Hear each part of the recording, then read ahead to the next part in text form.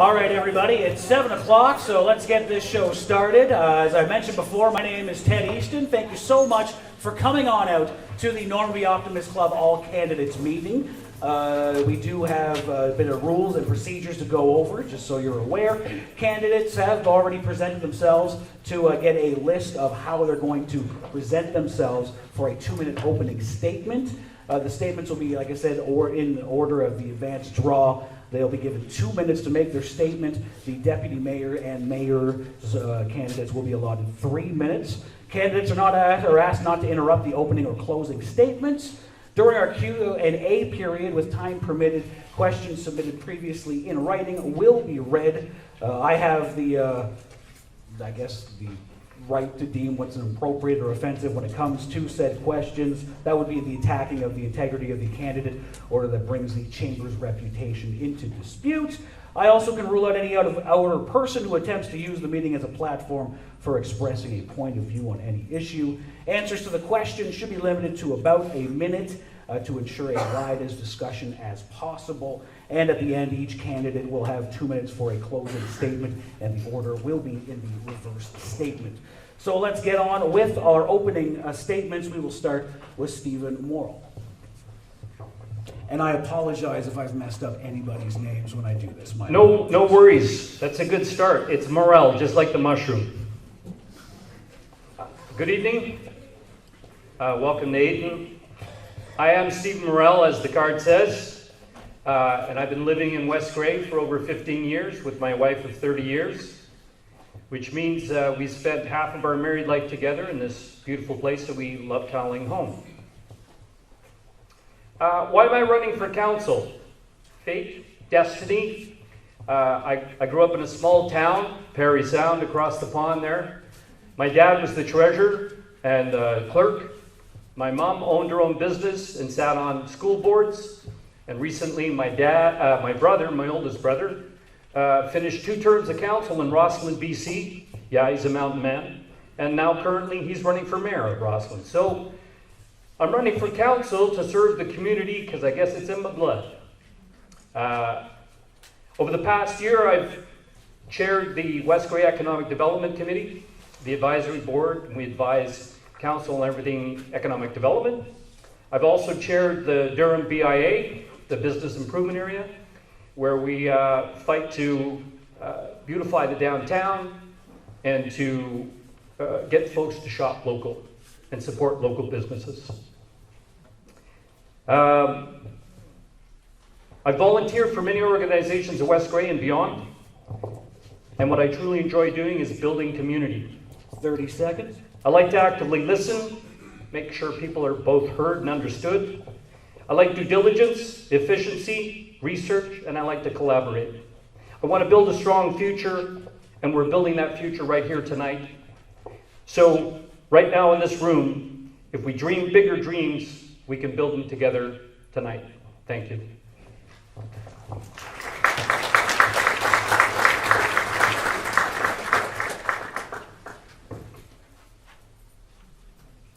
All right, the next to speak, Philomena McDonald. It's open. Hello, everyone. I'm Philomena McDonald, and thank you for meeting with us this evening. I'm running for council to help be your voice on matters that are important to you. I have listened to some of you regarding issues that we have been dealing with over some time now. One of the biggest things is the West Grey Police, keeping our community safe with relationships that they have built upon. Our bridges, connecting roads and neighbors, and community improvements. Wouldn't it be great to have ease of accessibility in our downtown shops for everyone? West Grey is a beautiful place to live, and at each step we take to improve all these plans and studies, we always have to be cautious and mindful of the people around us, to consider everyone and not make irrational decisions. I'm skilled at solving problems, I'm approachable, I manage stress well, and I'm a volunteer in your community. If there ever comes a time where I don't have an answer or a solution for you on something that matters to you, it's because I'm a thinker, and I like to research to find the best solutions. You'll never have to question my integrity or question my abilities to help work with council on matters that are important to you and to me. Thank you.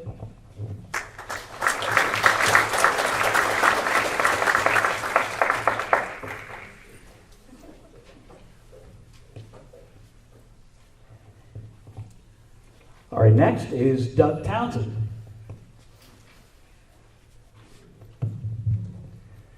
Good evening, everyone. First off, I would like to state that I support the West Grey Police Service in the maintaining of our municipal forest. I've been voicing my opinion on this subject since 4 members of council requested a costing back in December. 3 of them are sitting up here tonight thinking they should be re-elected. Although it's just one issue going into this election, it is an issue that affects the municipality going forward for its lifetime. Please find out where the candidates stand on this issue. Truly, are they behind the police, or are they just paying it some lip service to get your vote? Having lived in West Grey for nearly 40 years now, I know there are a number of other issues facing this new council. Spending, roads and bridges are always an issue, planning for the future, but one thing that sticks with me is getting back to basics. Getting back to a municipality where its citizens want to volunteer and take part in the community, groups and projects without all the red tape. They want their voices heard, not only by council, but by staff as well. We are not the big city, we are West Grey. A bit about myself: having retired from the post office in 2018, I have focused my time and attention on things that have interested me, like running for council. Also, I'm currently sitting on the police board as the citizen appointee, currently holding the position of vice chair. Also, since 2018, I've been a board member of Germania Mutual Insurance, and currently am the vice chair of that board, and I am also working towards becoming a certified member in that organization. Helping people, especially seniors, is also another thing I take pride in. I also sit on the board of Abbeyfield Houses Society of Durham, a working board who help run and maintain a nonprofit seniors residence in Durham. Thank you for coming out tonight.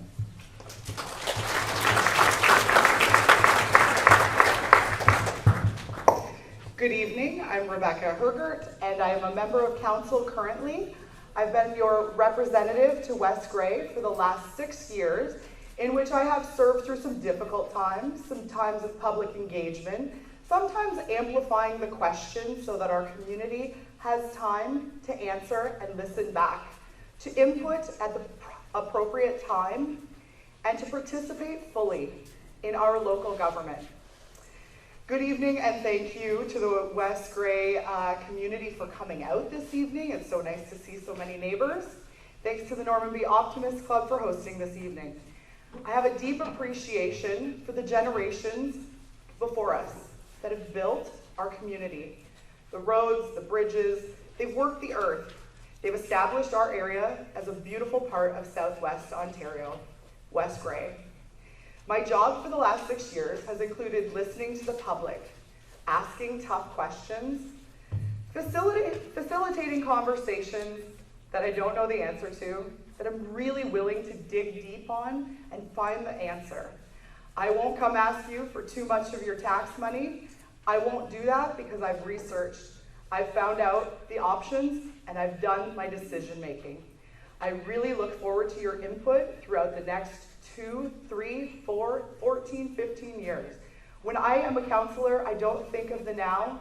I'm looking and preparing for the next 15, 30, 45 years. 30 seconds.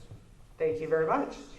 I would like to note 2 very important dates in our community. Obviously, we have October 1st to the 14th is public engagement on the analysis of police service in our community. I welcome everyone to participate in that online conversation and input about policing in West Grey. And obviously, October 14th to 24th, Hergert 22. Thanks so much.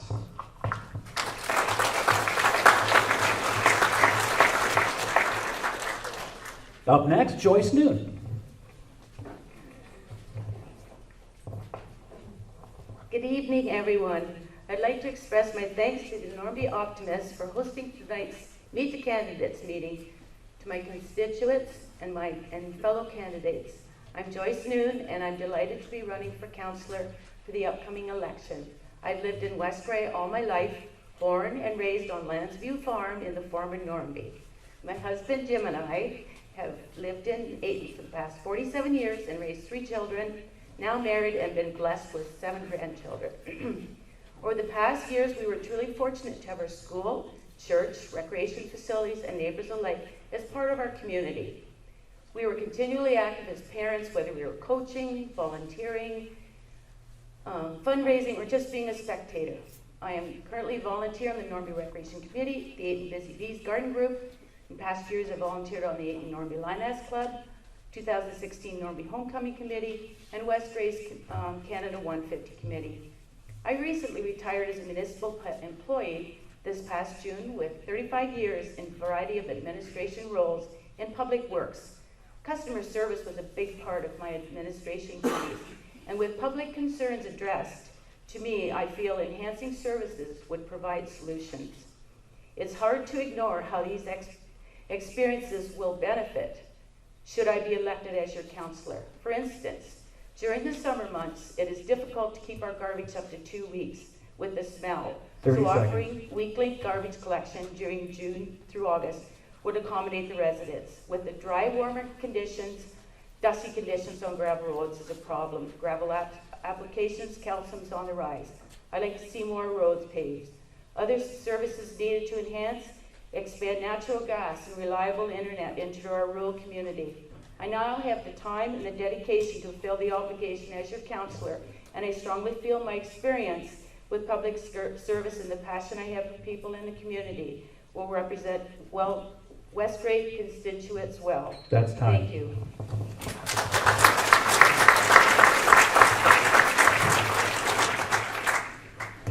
Scott Forrester. Oh, you're already up. I grew up on the dairy farm south of Newstead. I worked my entire working career at Filsinger Organic Foods in Ayton. The past 19 years, I lived in a one-room schoolhouse, the former SS number 1 Normanby. I've been involved in the Newstead Normanby Carrick Agriculture Society for the past 5 years, being president for the past 3. I've been on council subcommittees, the Newstead Recreation Advisory Committee for the past 5, for the past 4 as chairperson, for the past 3 as the craft show chairperson. I've also been on the Garden and Green Space Committee for the past 4, being the chair for the past 2 years. Being on these committees, I've learned how to work with the recording secretary to make agendas, make recommendations to council, delegate workloads, and as chairperson, perform those duties when no one else is available to do so. I have a good working relationship with West Gray staff, council members, and people involved in these committees. Since running in the election in 2018, I have followed council meetings, read agendas, and watched all council meetings online. There are many issues motivating me to run for council. The main 3 issues are infrastructure. 30 seconds. We need roads.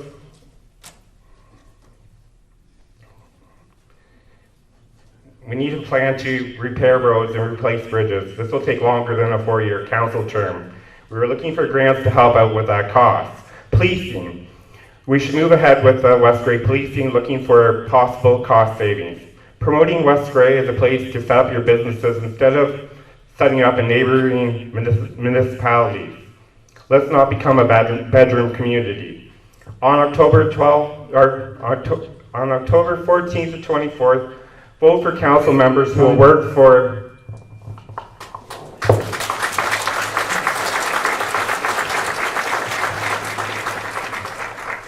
Up next, Yvonne Peltier. Again, I apologize if I messed your name up. My apologies completely.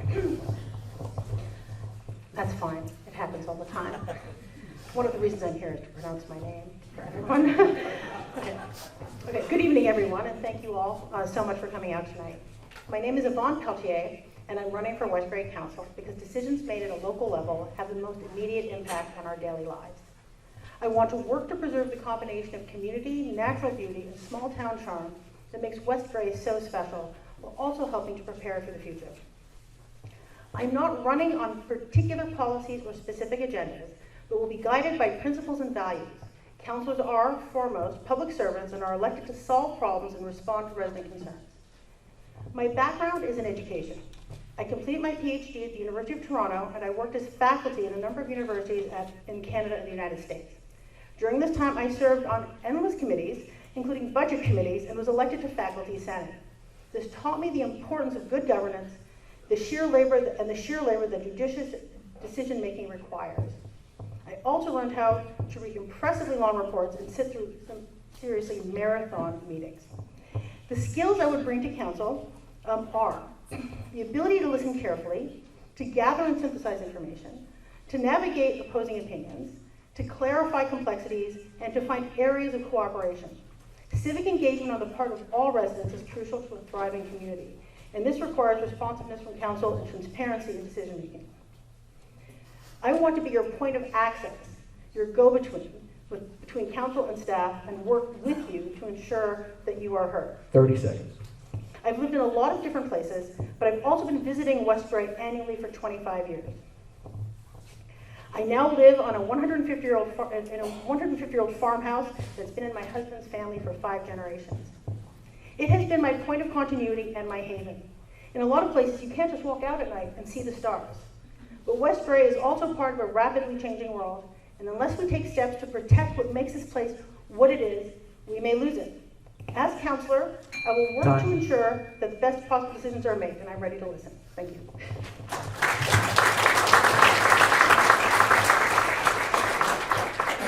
Up next is Doug Hutchinson.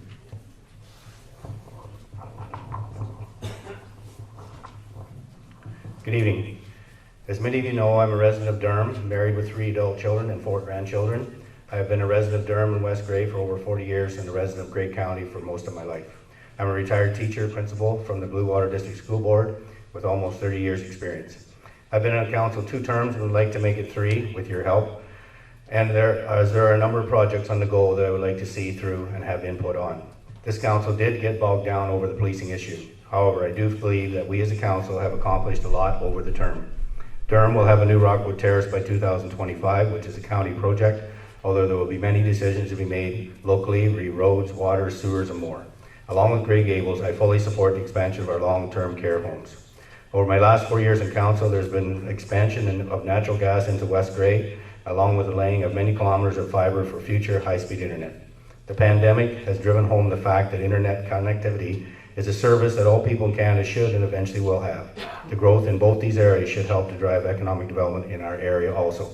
Landfills are another area that has seen many changes over the last few years, with many more to come. As producers take on more responsibility for the blue box side, there will be adjustments to the service. We have brought back the film plastic stream, and I will continue to advocate for other forms of recycling, for example, composting. There have been many challenges with staffing, hours of operation, usage, etc., and I know we can still make changes to improve our landfills even more.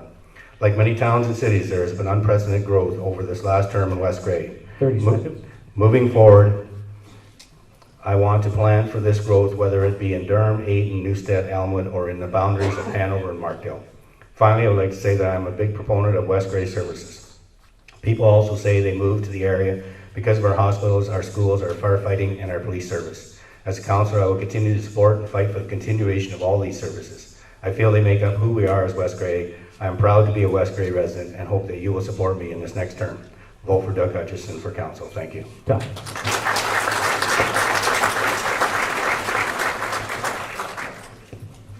Up next, Paige Cruson. I can talk loud, but it might be easier to hear with a bit of amplification. Hi, I'm Paige Cruson. You don't have to pronounce the T and the C at the front of my name, but my name is pronounced Paige.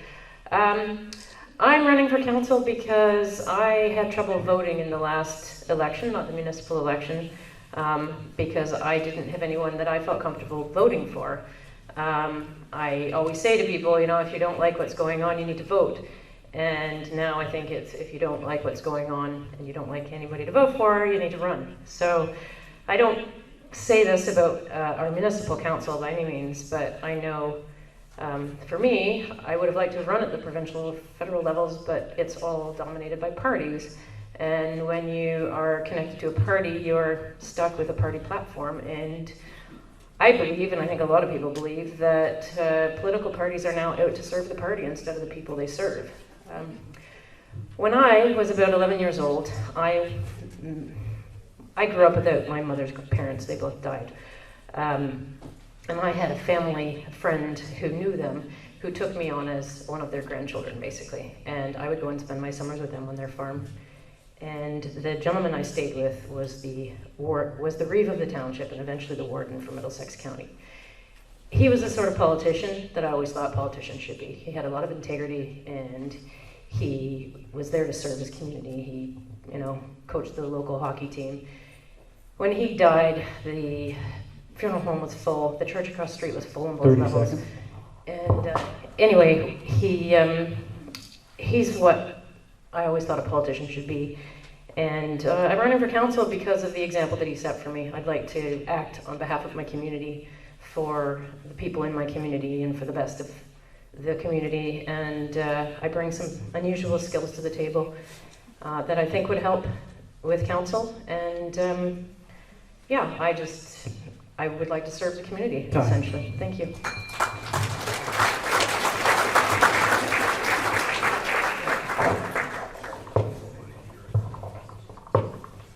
Christine Buayas? Sorry if I messed that up again. I apologize. It's all good. Happens all the time as well. I am Christine Boyas. I was born and raised in West Grey on a farm outside Newstead. I have been a small business owner now in West Grey for almost 20 years. I believe in being fiscally responsible. I know how to make money go far. As a business owner, you get there pretty quick. I also believe that the private sector, specifically small businesses and farmers, are the lifeblood of our communities. There is no public sector without the private sector. If we want our community to do well, the small businesses need less taxes and less regulations. This will keep small businesses in business, and they can hire people as well. I believe it's important to shop local and keep the private sector going strong and not help the big box stores get bigger. I believe government should be limited and decentralized, as when government expands and gets too big, it's hard to bring it back down to size. The government can't give to someone without first taking it from someone else. Smaller government leaves more rights and more money in the people's hands. I stand for faith, family, and freedom. I love West Grey and want to see our community thrive. Thank you.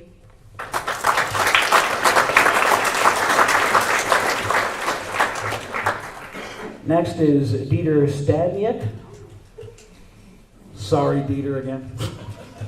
It's all good. Thank you. Thank you, everyone, for being here. Thank you for the Optimist Club for putting this on. This is the first important step on the road to democracy. My name is Dieter Stadniak. I'm a rural property owner. I've lived here for 6 years, originally from small town Manitoba. Now I plan to spend the rest of my years right here. I'm running because I've heard a lot of discontent in the community with the seemingly top-down style of governance at the federal and provincial levels. And I look at that and I see, well, the only remedy is to have good, honest, local representation at the municipal level. So at 32 years young, what I lack in experience, I like to think I make up with my youthful energy. I work in the trades. I served 8 years in the military. I have a BFA. I was president of the Image Arts Student Union at the time. I've listened to people. I've worked with people. I've organized teams. I'm not afraid to ask hard questions. I'm not afraid to make tough decisions or stand by those decisions once they've been made. But this isn't about me and what I want. Really, this community is, whoever knows what's best for this community is in this room right now. It's all of you. And we are here to be your voice. And that is the approach that I am taking. I have 2 years to listen with. I'm very social. I want to hear what you have to say. What are your values? What are your concerns? And how can we bring that into the conversation? Because the future of West Grey belongs to all of us. And if you want a counselor that is going to look after your concerns and build the future for West Grey that you want to see, then consider giving a vote in my direction. And together, I think we can build a great future together. Thank you.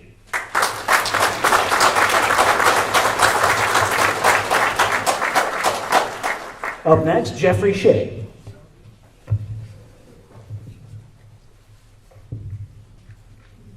Hi, thank you.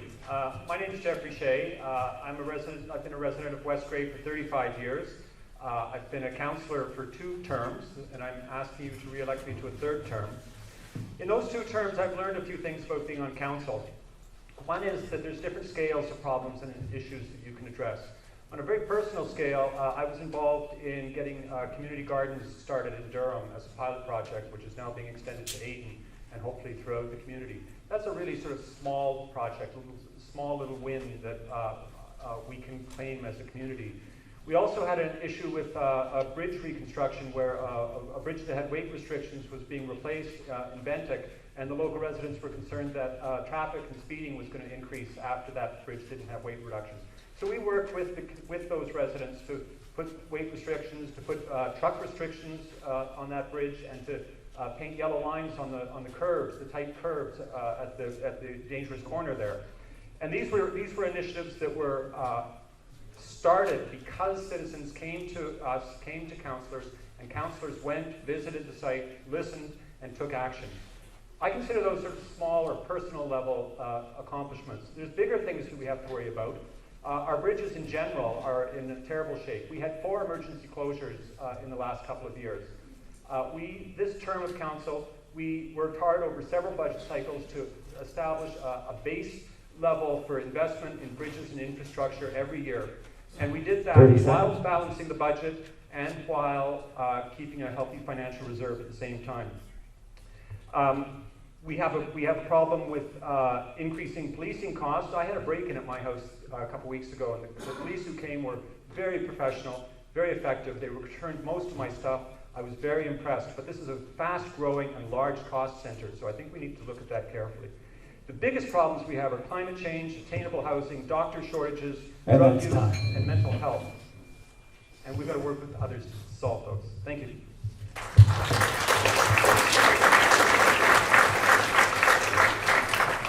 Up next is Heather Wright.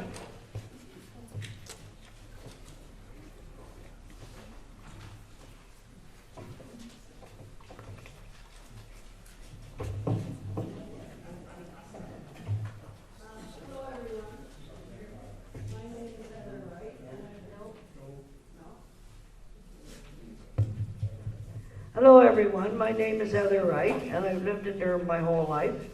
Have a Scottish ancestry, so you know what I'll be like with the money. And I've been really involved in a lot of groups over my lifetime.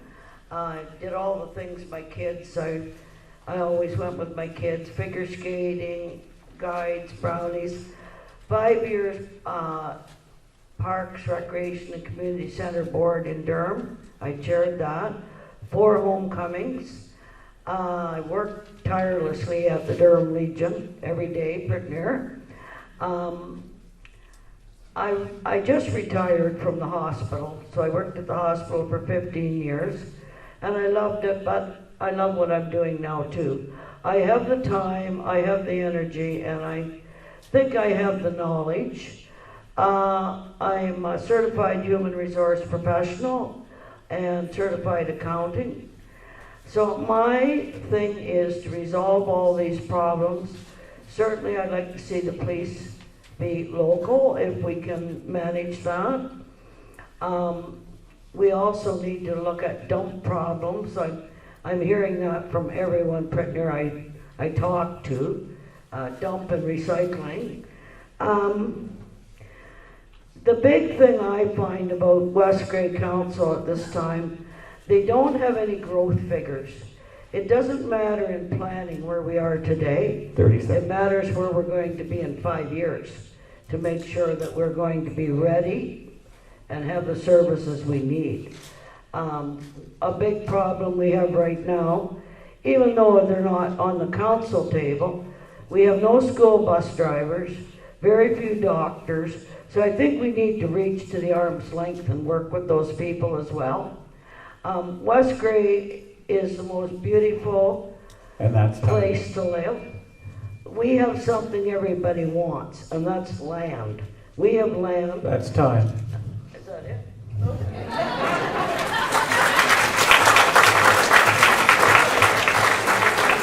It goes by fast, don't I know it? All right, the last but not least, when it comes to the councillors, Brian Carr. Hi everybody, thank you for being here. My name is Brian Carr.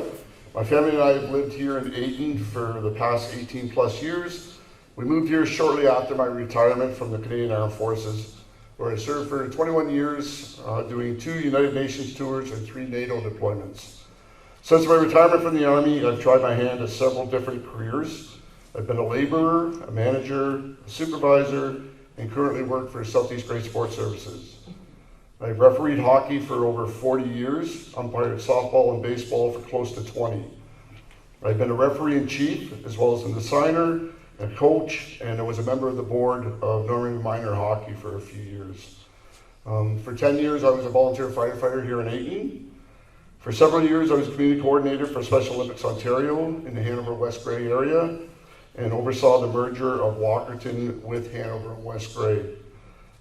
We've had several of our athletes attend both summer and winter national games, and currently have an athlete who is the alternate for Team Canada for the 2023 World Games in Berlin, Germany. In 2008, I founded Grey Bruce Special Hockey Foundation. This is an ice hockey program for intellectually challenged athletes of all ages. This involved registering the foundation as a corporation and applying for a charitable status. I organized our year-end trips to the Special Hockey International Tournaments, and I've traveled as far as Boston, Massachusetts on a bus with 30 special needs adults. 30 seconds. I'm a member of the Royal Canadian Legion Branch 308 in Durham, and I am on the board of directors and hold the role of Poppy Chair, Service Officer, and Sergeant at Arms. Since joining the Legion, I've initiated a Veterans Coffee Break, and this past summer initiated a Veterans Banner Program, and just this week we unveiled 21 local veterans banners that will be displayed in Durham and Ayton starting next month. For several years I've been taking a developmental service support workers and that's apprenticeship course at Royals College. Thank you.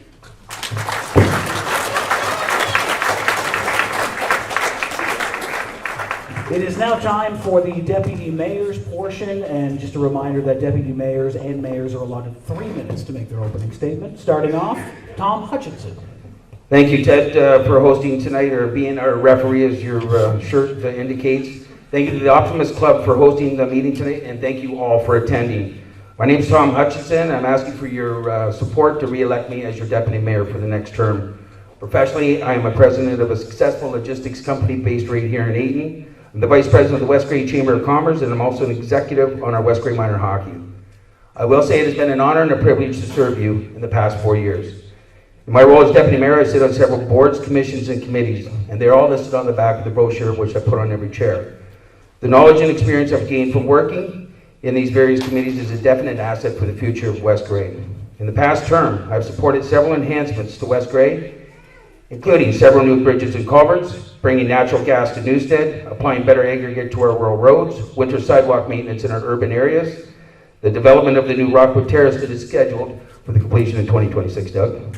It is also I've also supported saving grade gables at the county level. In addition to that, I work very hard with the CIP, Community Improvement Plan, which is to beautify, rejuvenate, and enhance our downtowns. So the list continues, but you can see I have a proven success record. Moving forward, we need to resource funding both options from both the province and federal governments to help us complete the much needed work on our infrastructure, including 25 bridges in West Grey that have heritage designation. We need to work closely and continue to advocate Enbridge and the province to bring natural gas to Ayton and Elmwood. As far as the West Grey Police Service and this OPP costing, I have not supported it since day one, including the $80,000 consultant fees. This should have been presented to the citizens of West Grey before taking this action. The decision should have been made by the community at large and not council. Our police services provide a very proactive approach to ensuring the safety of our community. They are true community partners. And I just want to say the decision to go to OPP or any other service is permanent. We will not get our municipal police services back. Ladies and gentlemen, we have a tremendous workload ahead of us for the next 4 years. I have the knowledge and capability to continue to move the community forward. Decisions need to be calculated on the impact today and the future. We need to deliver services that are manageable, achievable, and sustainable. Long-term planning is key. We need to look for your input What is important to you? 30 seconds. Thank you, Ted. I will get that wrapped up. We need to get short-term, medium-term, and long-term goals in place, including a budget to sustain all of them. I have a common sense business background, and I believe I can achieve these goals. So let's work together. Let's accomplish our goals. This is our community. This is our future. So from October 14th to the 24th, vote for Tom Hutchison, who's Deputy Mayor, and thank you very much.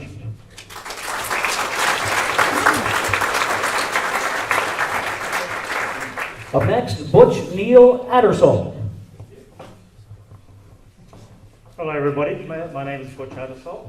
I'd like to thank you all for coming out. It's good to see such a good crowd here. For those of you who don't know me, I'd like to tell you a little bit about myself. After college, I studied hotel management for 3 years. I worked in the industry as a manager and catering manager for a few years. After that, I owned a small, successful restaurant, which I sold in order to come to Canada. This was all in Cape Town, South Africa. It took me a lot longer to come to Canada because I had to have police clearance and all kinds of things.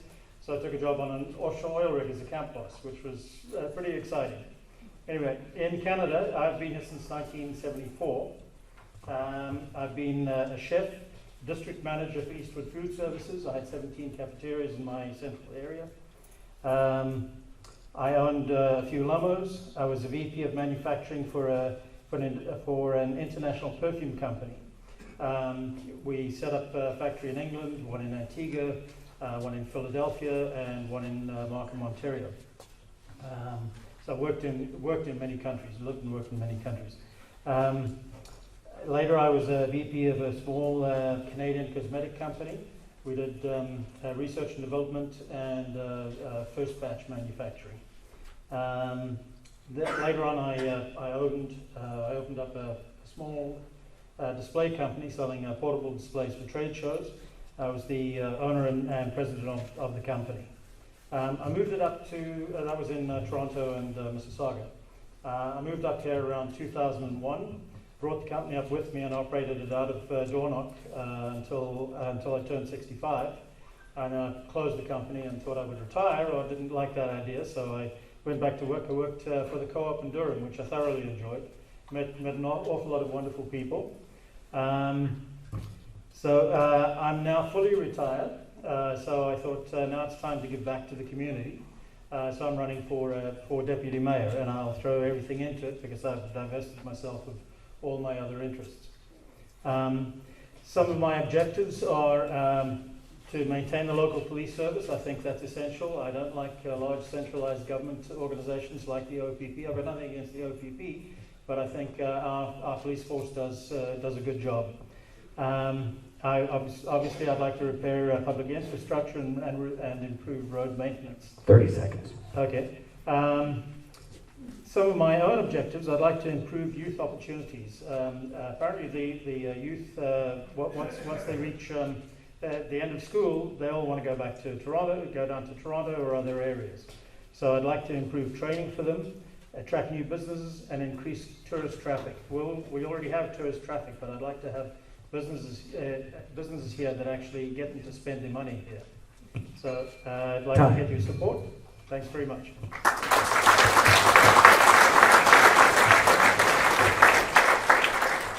We now move on to the mayoral candidates. First up, Christine Robinson.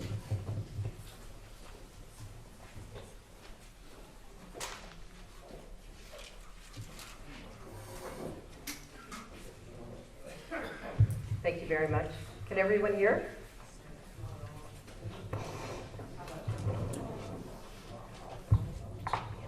It is up. There we go. Is that better? Okay. Hello, everyone. Thank you, Ted, and thank you to the Optimist Club of Normanby Township for hosting this event. My name is Christine Robinson, and I'm running for mayor for another term because I believe Westgrave continues to need the experienced leadership, knowledge, and dedication that I provide, and I will continue to work tirelessly for you. I know how government works. I bring over 35 years of government experience, having held progressive administrative leadership roles within municipal government, as well as serving as mayor and serving on Grey County Council in my first term these last 4 years. I have a master's degree in public administration, a Bachelor of Arts degree in political science, an executive certificate in conflict management, and I have attained the level of certified municipal officer. I had to get a lot done with respect to infrastructure because it was not paid attention to previously before I became mayor. In my 4 years, budgets have addressed infrastructure, capital projects, maintaining existing services, stimulating economic growth, and meeting legislative requirements. Funds were allocated to important infrastructure projects, as well as developing significant partnerships to enhance community growth and vitality. And here's what I have accomplished as mayor with council. Natural gas expansion in Neustadt, and continue to advocate for natural gas here in Ayton and Elmwood. Invested into vehicles, equipment, and training for our West Grey Police Service and our West Grey Fire Department. Implement a sidewalk snow removal program, and as you'll recall, early in the fall, signs were posted saying, "There's no maintenance here, please don't walk on the sidewalk." That was certainly unacceptable, and we changed that. You can walk on the sidewalk in the winter. Bridge improvements, construction, reconstruction, and maintenance for them. Facility upgrades, including a 24-year-old condenser that was replaced in the Durham Arena, and we repaved the parking lot here at the Norman B Arena. Upgrades to the Neustadt water system, upgrades to the Durham sewage treatment plant, and I advocated for broadband implementation for underserviced or non-service areas. My top priorities, I wholeheartedly support our West Grey Police Service and the construction of the new police building. As number 2, maintain taxes through a 4-year budget, which will assist in keeping taxes at a reasonable rate. And finally, provide an economic plan for West Grey that we continue to be open for business and future ready. I have a lot to offer, and I would very much appreciate your vote. Thank you.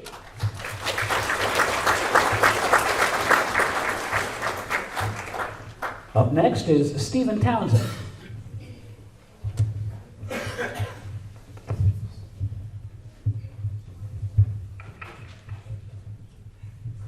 Thank you very much, and I appreciate everybody coming out and listening to why we're running for council. I've been on council for 4 years, and I think I've proven to be a leader at that council. I've worked with staff to get the bridge and the road asset management managed by staff, not by council. We pay engineers to review all that every 2 years. They set the priority. We now have one list and only one list. They decide which one, we decide how much funding. That's the way it's supposed to work. That's the way it will now work. And that's the kind of thing that I do. I have a proven track record since I moved here 15 years ago. 11 years ago, I worked on the medical center in Durham. It was being expanded. I managed that project. It was just under $2 million, on budget, on time. No cost for the project management to the municipality. That was done free, volunteer basis. Again, I get it done. You had a car in Ayton with the accident when the police were chasing the fellow, and the car went in the river. It sat there for 11 months. When I kept reading in the paper, it bothered me, so I worked to get it out. The car's out. Again, I got it done. I have leadership skills. I've been in the management for 20 years. I started as a clerk, became retired as a vice president, and I had 12 years in senior management. I also had 15 departments across 3 cities in Canada. It's like having Neustadt, Ayton, Elmwood. It's no different. You have to look at all of them. You have to treat all of them equally. That doesn't happen as often as it should. And my promise to you is it will happen. We have a lot before us. We finally have a strategic plan being developed. We didn't have one before. Now we have one. We didn't do amalgamation fully. We only did it partially. We didn't take advantage of where we could. Now we're trying to do that. That involves cost management. I voted to do a review of the police costs. Any business that has one supplier at 1/3 of your cost, you are going to look at that. No one has said we're getting rid of police. We have said we're looking at the cost. Let's have the real story before you, because we have not said we're getting rid of West Grey Police. We said we need to manage costs. If we don't manage that cost, we won't get everything else done. It's as simple as that. So we will move forward with the costing. We will see what the results are, and then a decision will be made on how we deal with that 30 information. seconds. So again, I ask you to support me in my bid to become the leader of West Grey and to guide with understanding the role of the leadership, which is to lead, not dictate, not do. The work is done by council and staff. It is not done by the members of council in the sense of operational. We just give guidance and oversight. Thank you for your time, and thank you again for coming here.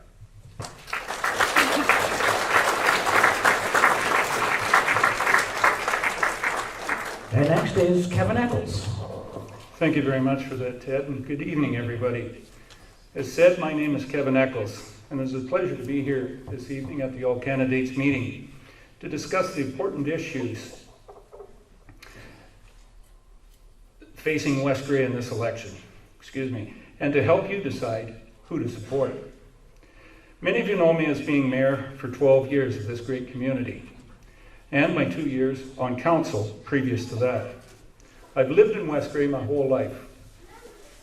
I've raised my family in West Grey with my wife Joanne. I've worked in West Grey, and I continue to volunteer and give back my time and energy in service to others. In that spirit of service, I am proud to be running for the position of mayor again. Most importantly, because I believe my experience, my leadership, consensus building, and common sense approach are needed again at the council table. I have the foresight, the proven track record, and the passion, and the business sense that will be applied for your benefit. This election, change is not an option. It's a requirement. The past term of council has as we have seen, progress lag, controversies boil over, and an inability to make thoughtful and timely decisions, and an overall lack of direction. With the encouragement of many residents across West Grey, I realized that I had no choice to throw my hat back into the ring once more, to bring back things and put them into focus. My record speaks for itself.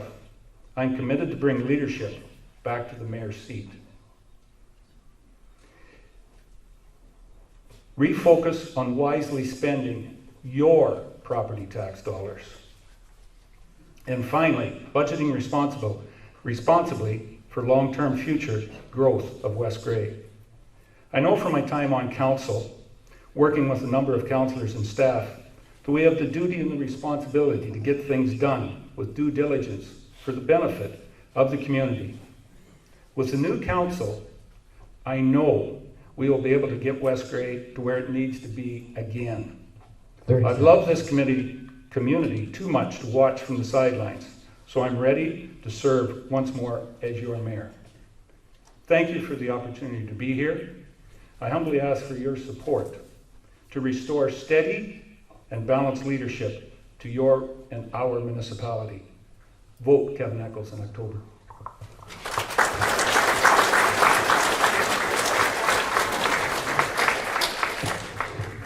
All right, so that's the opening statements. It's now time for the question and answer period, which I do have a mittful of questions here. Now, as I've mentioned before, I do have the right to rule out any inappropriate, offensive, or derogatory questions that would attack the integrity of the candidates or bring the chamber's reputation into disrepute. Like I would know what that meant anyway. Coming from the guy dressed as a ref, I know. Anyway, a lot of the questions, I'm sure you probably already know, do have to do with community policing. It's pretty much all over the place. It's the only other signs I see besides election signs. So I will, because we only have about a minute for each person to answer, we will give each person, again, that minute to give their thoughts on the community policing situation that we have. I think the easiest way to do is start at this end of the table, and we'll work our way down. If you have thoughts, you go right ahead. We'll have about a minute to answer. Well, I've known the chief for some years now, and I think he's a very good man. I've met an awful lot of the police, just casually, and I think it's a really good force. I think they're doing a great job, and I would like to keep them here for sure, because really I don't think the OPP would serve us as well as they possibly can. They live amongst us. They're part of the community. They're here long term, so they get to know where the crime areas are and everything else. The OPP just wouldn't be able to do that. They wouldn't man it properly. Thank you very much.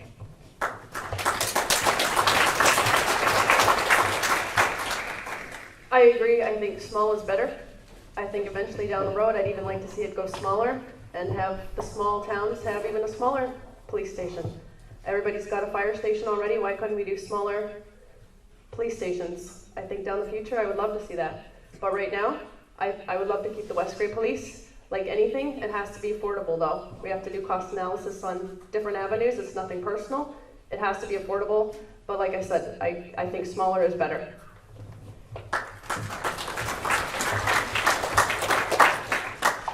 I fully support West Grey Police. I think West Grey is growing, and you can't expect the community to grow and the police not grow with it. So they have problems. Everybody has problems. Every business has problems, so they have things that need to be fixed. But overall, I think they're doing a great job, and we should support them.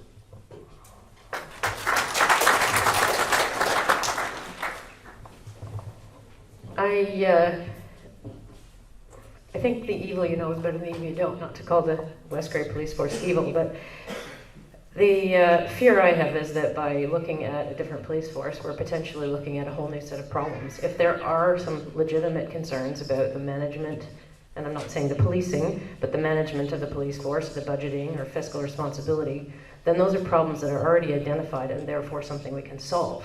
If we throw the baby out with the bathwater and bring in a new police force, we're bringing in a whole new set of problems to discover and then have to solve. You know, I've had personally excellent experiences. I had a vehicle stolen this summer. It was returned within 20 minutes of my phone call to the police station. So, you know, you don't get that kind of service when you're calling somebody from a centralized service. And I know I've called the OPP on the road a few times and they've had no one in the area.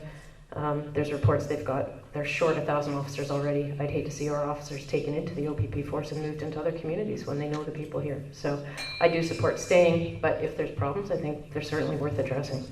I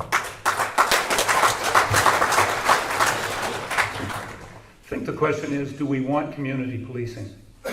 I personally want community policing. If you want community policing, you have to have your community police force. I got no problem, like everybody else says, there's a lot of good OPP officers out there. The structure of OPP is not community policing. I spent 12 years on the Ontario Association of Police Services Board and watched a number of municipalities lose their police service by an undercutting tactics of the OPP costing. And I believe wholeheartedly 100% of those municipalities wish they had their police forces back. Once it's gone, it's gone. The other thing that needs to be identified is the only decision that council has is whether we stay with West Grey Police or OPP. The legislation is very clear. The Police Services Board is the one that sets that, so that council cannot use your police service as a political tool. Time. Thank you.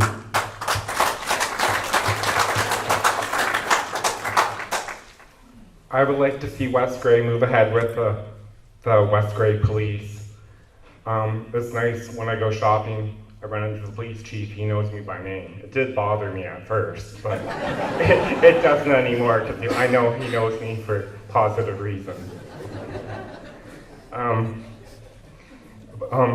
Possibly for savings, maybe we could combine the police and the fire station in Durham.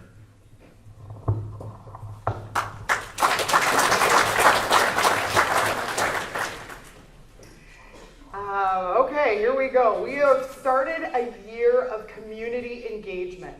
Last December 21st of 2021, when I moved the motion, it was really out of concern for our community that our police budget had been rising at a rate that was unsustainable. We council, West Grey Council, purchased land. We purchased land, and the next 2 years in a row, we have a 7.6% increase to policing alone, and the next year we had another 10.5%. I attended a police service board meeting this week. Next year you can anticipate a 2.6, but stay tuned, it will come before the police services board to make that recommendation to council. This is not something going away. This is an item I've highlighted as an area of concern that needs to be addressed by our community. I've reached out, I've had engagement, I've heard a lot of feedback, I've read every single email. The OPP has a report out. That report identifies 1,000 workers too little. West Grey needs a similar companion report.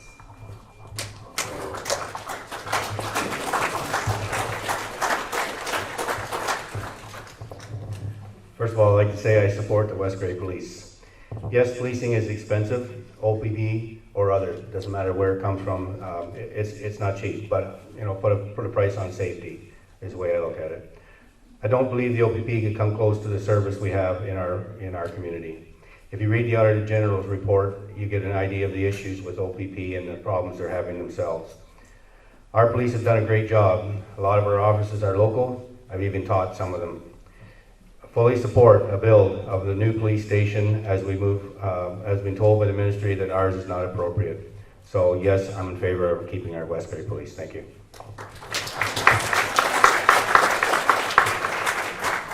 Okay, well, thank you. Yes, I totally support our West Grey Police Services. I am opposed to the OPP altogether. I'm just going to quote you right off the auditor's report.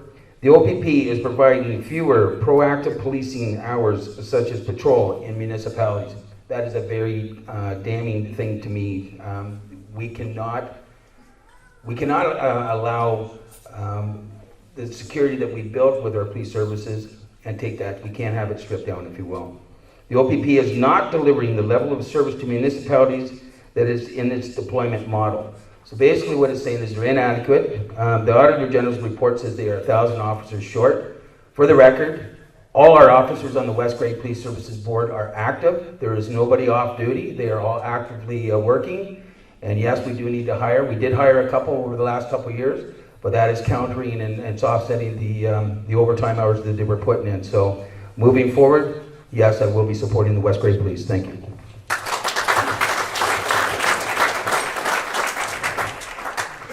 I think everyone in this room knows where I stand with the Save West Grey Police. I started the petition. The petition was really well heard. We had thousands of signatures from people who live here, people who visit here, people who pay taxes here and don't live here. I want to say thank you for everyone who supported that. As we grow, our police services is going to grow. Everything's going up in costs. It's to be expected. Costs are going to go up. But as we work together, we will work on the budget and make it happen. So thank you to the West Grey Police for the services that you've given to us all these years. Thank you.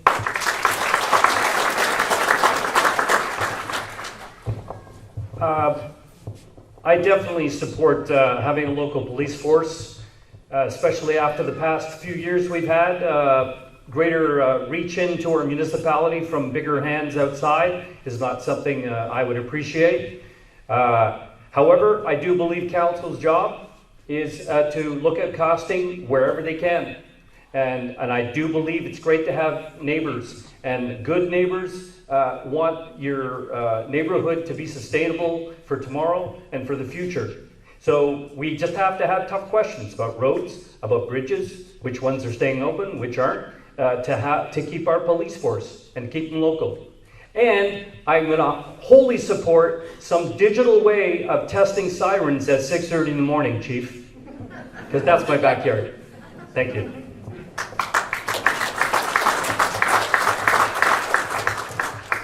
I too support the West Grey Police Services. They are accountable. I see their presence throughout the community. We live on the street to the Normanby School, and I see them at least 3 to 5 times a week, whether they are patrolling or parked to observe traffic violations. I also witness more foot patrol by the officers to ensure the safety of the children are being attended to. They support and are active in the community. They participate in school functions and other community public events. The need for additional offers is essential to accommodate the growth that is relevant with the development of new housing constructed over the past few years. A good percentage of our officers live in West Grey, supporting our local business and our tax-paying citizens. Thank you.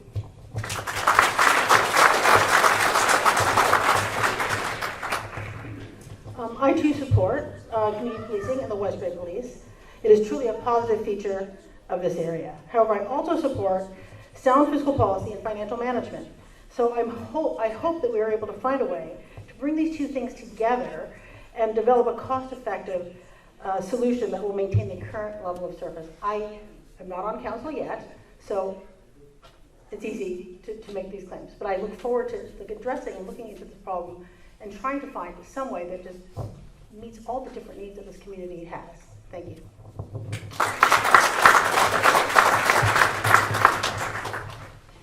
Thanks, everyone. I am very proud of our West Grey Police Chief and our West Grey Police Service.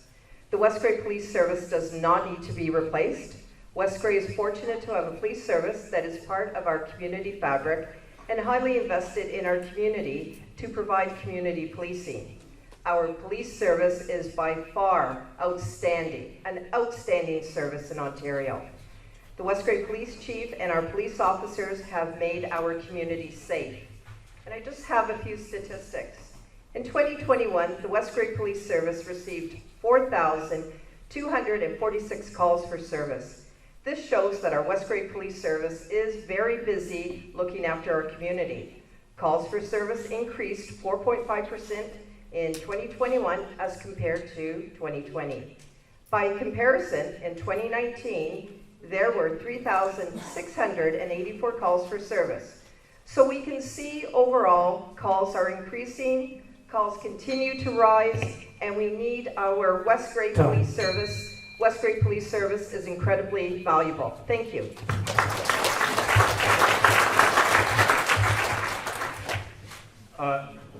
Yeah, this is an interesting question. So the cost of policing has gone from $4 million at the beginning of this term of council, from $3 million to $4 million now. So that's a 30% increase. The police service is doing a great job, no question about it. The police board, on the other hand, which is was chaired by Mayor Christine Robinson and by member Doug Townsend, has vehemently resisted having any discussion with council about trying to control those costs. Boxing council into a corner, I'm afraid. We are looking at a $10 to $13 million building that we're going to build very soon, and it's going to have a 30-year mortgage on it. So the question that I wanted to ask is, are we going to have West Grey Police for the next 30 years? I know we're probably going to have West Grey Police for the next 4 years, or the next 8 years. That's clear. The community loves the West Grey Police. I've talked to people in the community. There's nobody who has anything bad to say about them. But are they going to be here for 30 years? I'm not entirely certain. We have to ask the questions, do the survey, and then make the decision after we've talked to the citizens. Thank you.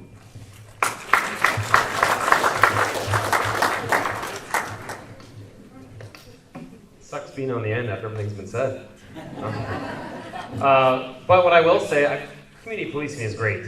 And so the big benefit is that the majority of the police call West Grey home. It's their home, it's their backyard that they're also looking after, just as it is ours. And there is a deep vested interest. I mean, OPP's provincial. You can get swapped around all over the place. You can do a stint in a municipality that you have no interest in being in, but you're just doing your time until you can get the posting that you actually want.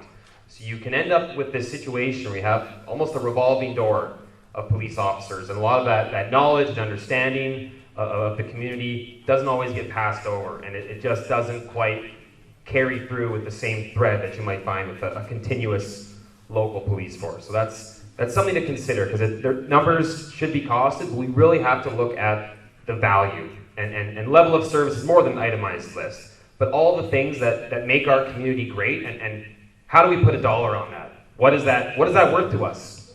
And that's what we have to discuss. Done.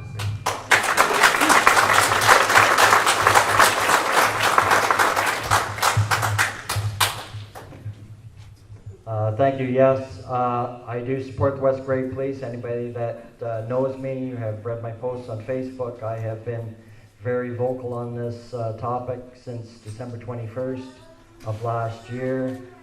Very concerned, yes I am, about the numbers also, but as stated earlier, the police budget has been preliminarily, numbers have come out at around 2.6% for this coming year.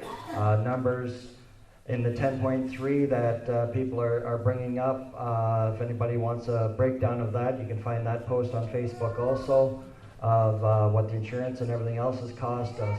I came out of a community of Listowel where I grew up, was town policed, went OPP. Every time I run into their representatives at the police Zone 5 conferences, they're always saying to me, because they know me, because I grew up down there, they keep saying, keep fighting for your local police, because once you lose it, you don't realize what you've lost. That's time.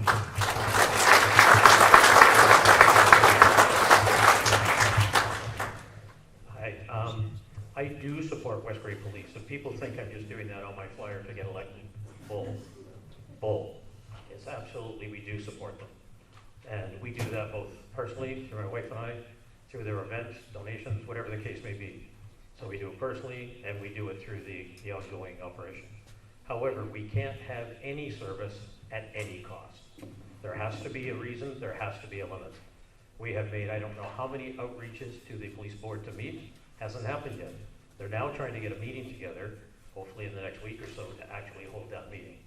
It could have happened 11 months ago, could have happened a year ago, could have happened 2 years ago, but we were told arbitration if you don't like the number. None of your business if you don't like the number. What would you do? If you run a business at that cost, you have to do it. We've had some comments about the 6.7% increase in the last year's budget and taxes. Guess what? Part of it is police. Part of it is others, but part of it is police as well. So we have to look at all of them. We're not picking on the police, we're looking at every single area. That's time.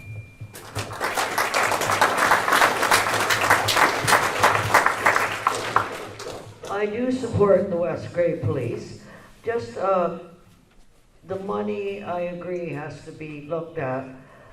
One thing that has happened, and people don't realize, but working at the hospital, I worked with the guys a lot there, and the mental health issues are really on the rise, and often the police have to step into this. So they're doing a dual role, and I don't think we're getting any money from anybody to get them to help out with that. But the police are working on mental health issues a lot now, bringing people to the hospital, taking them here and there, and they're really on the rise in West Grey with the drugs, mental health, and this is causing a lot of money that we are paying for. Thank you. Okay, we'll move on to the next question. During this term of council, a large number of stores in each town and village have closed. What do you plan on doing to bring in a new business to West Grey? Since we started down here, we'll start down at the other end there with you, Heather.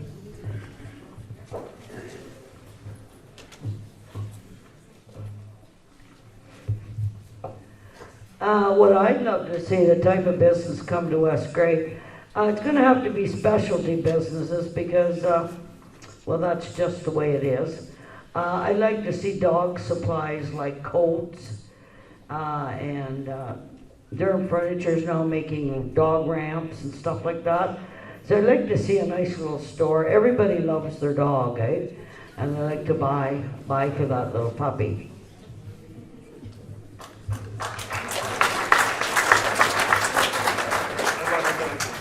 I'm on Economic Development Committee, and we are currently working on a strategic plan, as I mentioned, also a growth plan, and during that activity we will, and we are, looking at business mix. So we're trying to identify the gaps, what type of business we would like to have, and that's right across West Grey. It's not just in Durham, it's everywhere. So hopefully from that perspective, we will identify what's needed and bring them in. And we also have the CIP program where they move into a building that isn't quite where it is. We pay 50% up to $5,000 of repairs in certain areas, and that's available to them as well. Thank you.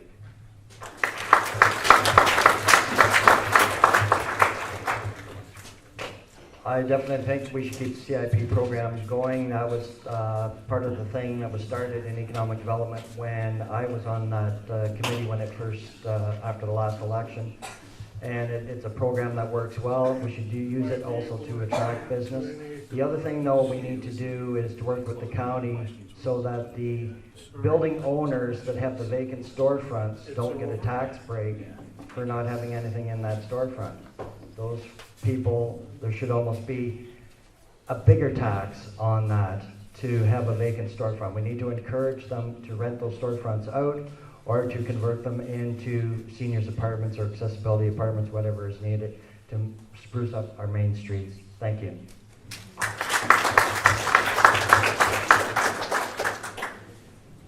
Well, I suppose part of this is a bit of a bigger question, but creating an environment that businesses want to come and thrive in. When I was on the Chamber of Commerce in 2017, we discussed we get all this traffic on Highway 6. It gets ice, beer, gas, and drives right through. Tons of traffic. We need to give people a reason to stop. And something like as simple as a cute farmer's market on a Friday that people would stop into and get out of their vehicles and walk around. It's not just then supporting the Durham businesses, but people who experience these towns, they think about moving them themselves. Like there's this big outflux from the city, so we should be attracting that and make it a place that people stop, get out, walk around, experience West Grey, and think to themselves, yes, I could set up my family and my business in this area. And that's the kind of environment that I would like to cultivate. Thank you.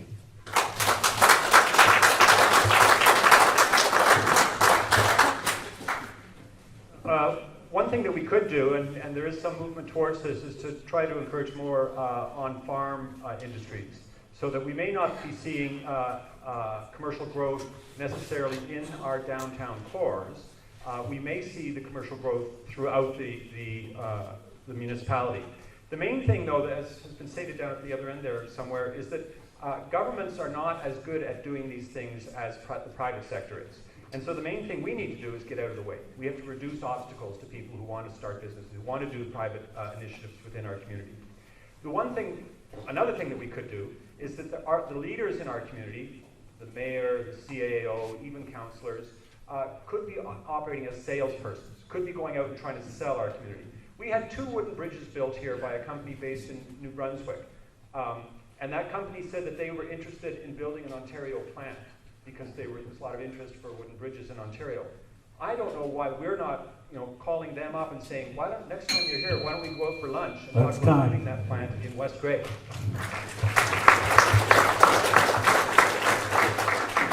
So we have a lot going on in West Grey in terms of our growth and development.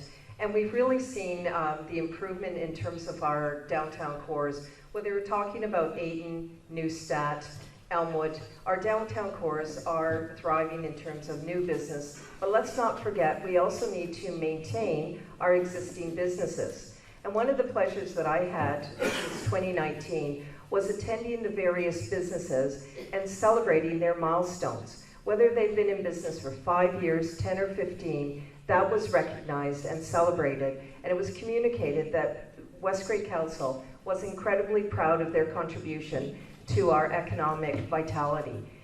It's not only about maintaining business, but it certainly is about attracting businesses too. And we work hand in hand with Grey County, and we work hand in hand with our West Grey Chamber of Commerce, BIA. Have you been to Neustadt downtown core lately and done some shopping, shop local? Have you hung around in Ayton? There's quite a bit here, and in Durham. I'm excited. I will continue to work. Thank you.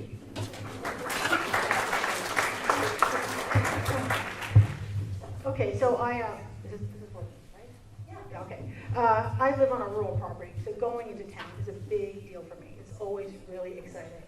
And during the lockdown, one of the few pleasures I had going someplace just came to an end. And then I finally emerged back into civilization and went downtown to the different downtowns in the area and did find a lot of places that I liked going closed or having limited operating hours. Now, I personally don't have a plan to reopen them, aside from planning to spend my money on them. But in terms of larger long-term solutions, I do think encouraging local residents who live in the town to stay in the town and shop in the town. So if you live in Durham, you don't drive to Hanover, but you shop in Durham. and encouraging businesses that serve the communities that live in the town. Those of us who live outside of town, we have to make our choices. But if you live in town, there are certainly more ways of encouraging you to stay. And that would also, encourage some climate incentives in that you're not commuting, you're not driving a car. You get to go around the corner. Something that I really miss being able to do is just leaving your house and just going someplace. That's time. Thank you.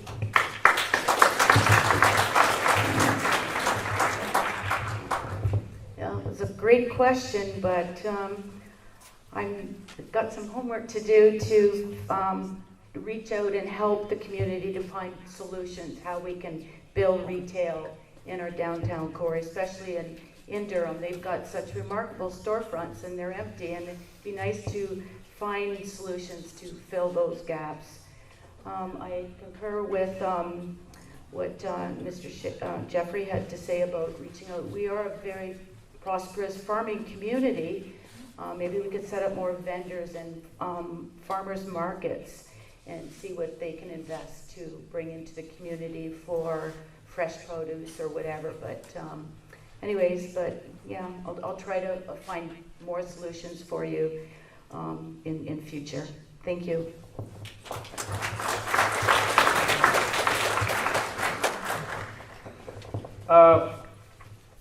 I have to agree with Councillor Shea on this one.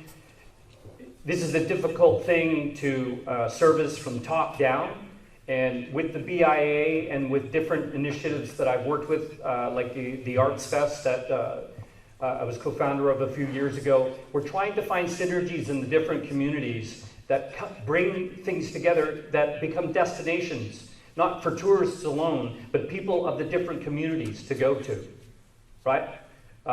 Harnessing fall fairs, harnessing other assets in the downtown, like the old mill in Neustadt, which is sitting and falling down and rotting, literally. There's got to be leadership from council to find the angel investors and try to do more innovation ways. And that means people speaking up and saying, what do you want? What do you want in your community? Do you want a new coffee shop? Let's find people, let's invest. I know exactly the person to do it. She does the Katy Market. There's really great examples out there of that happening, and I think we can achieve that too. That's done.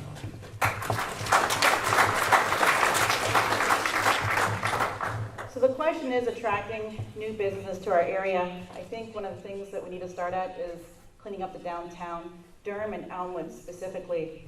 We need to look at wheelchair accessibility. It's got to be accessible for everyone in our communities. We need to increase signage, and I agree, no vacant storefronts.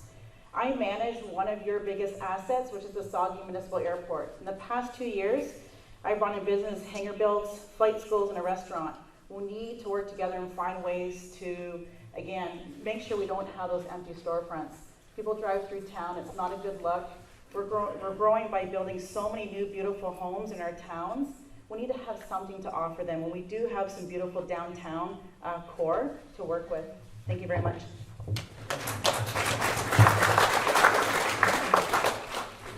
Thank you, and a lot of valid discussion here.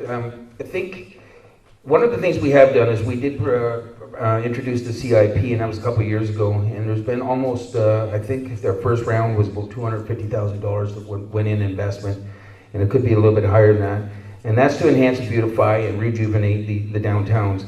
Now, as far as the county has been down here and they've done an analysis on our, Neustadt and Durham, and they're trying to locate what kind of businesses do we have. We don't need 15 variety stores. What do we need? So we're actually almost have that completed, and then we should be able to reach out and find some business opportunities for anybody who would like to start a new business.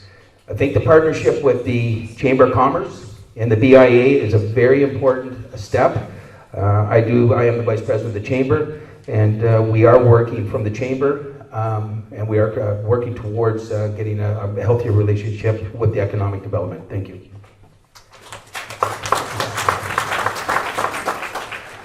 Sitting close to Tom here, I think he stole some of my material. But anyways, business in a small town is a challenge. We all know that. There needs to be unique because they obviously can't compete with the big box stores. I do believe that residential growth will drive some of our commercial growth in the future. We have an economic development strat plan, which we're working on, which will give direction, and we're working with the county on that. Newstead has some new business owners, and that definitely helps when you have sometimes new owners come in who are keen and want to see things happen. So we're helping to, hopefully, to promote something there. We do need to work with our BIA and the chambers to support growth and programs to get people into town. It's a challenge, but I believe we're moving in the right direction. I'd like to thank some of our local contractors who have helped us really help to spruce up our downtown cores and to buy some businesses and run some businesses in some cases. So thank you very much to them. Thank you. Okay, I have a lengthy list. I've never served on economic development. However, I feel like I know what I want when I go shopping. Some of the items that we need in our community are really shoe stores, buying coats, things that change seasonally. I also believe there's a mandatory coordinated effort that needs to happen between the BIA, the Chamber, and Economic Development at Grey County, as well as our local tier. In identifying those needs, I hope that there is some entrepreneurial spirit even in this room. This next week, there's women of Wellington and Saugeen area that have an event, a meet and greet and get together, hear about other women in business. And I would like to invite everybody to Newstat to have that event and listen to community entrepreneurs that have started, have struggled, have figured the way. And if there's anyone in this room that needs help navigating council or navigating a staff or a department, please inquire and I'll try and connect the dots so that we can make this place beautiful. I do appreciate we have subcontract people in the room. That's time. Good private partnership on the community improvement plan. West Grey has two subcommittees that deal with this issue, economic development and the garden and green space committee. They bring a lot of good ideas, but unfortunately, once they get to council, they don't seem to go anywhere. So hopefully, council starts listening to these committees.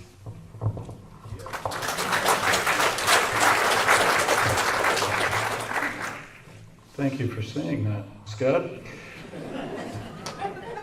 We need council to be the salesperson.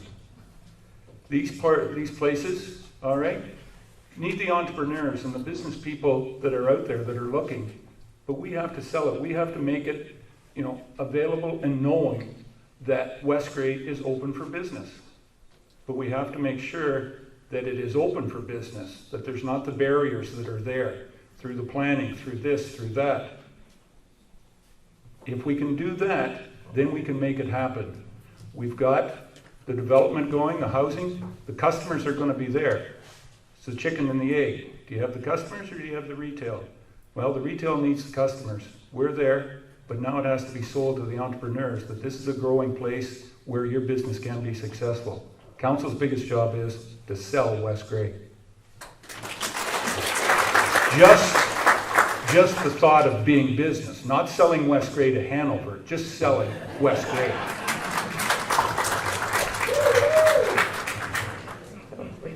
We're getting that now, are we? Okay. This is a big question for 1 minute, but I think there needs to be, I think our big problem, one of them, is that we don't have young people who are able to work in the community because they can't afford to live in the community anymore. So I think that's something we need to address, and I hope we'll come to that question next. But I'm really supportive of the Friday night market idea. I think that's brilliant. We have huge amounts of traffic coming through here every weekend on Friday afternoons and Sunday afternoons, and there's nothing to capture any of the revenue coming in through that or to make people stop and say, hey, Durham's a pretty cool place. My parents relocated to Wingham because my dad drove through it over and over and over again and fell in love with the place because he stopped there all the time. I think we need bylaws to discourage empty commercial spaces. I also agree with that. I think we really need to start promoting agritourism. I mean, what are we? We're a community largely of farms and farmers. Why are we not taking advantage of that? I think we needed to fight harder for our local businesses during lockdowns. Why was the local business shut and the billionaire-owned Dollarama next to it open? Why was Albemarle open? So, thank you. Everybody's pretty well said everything that needs to be said. It's not my area of expertise, so I would strongly work with the organizations that have those people, such as the BIA or the Chamber of Commerce, work with them, and that council's job is to support those organizations. So if they come up with the ideas and we're on council, we can try and support those ideas to bring in new business.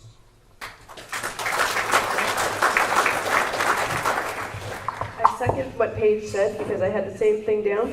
I am a small business owner, as I stated earlier, and during lockdowns, the big box stores got to stay open and we were supposed to shut down. No wonder half the businesses went out of business. That's a no-brainer. You can't pay your bills if you have no money coming in.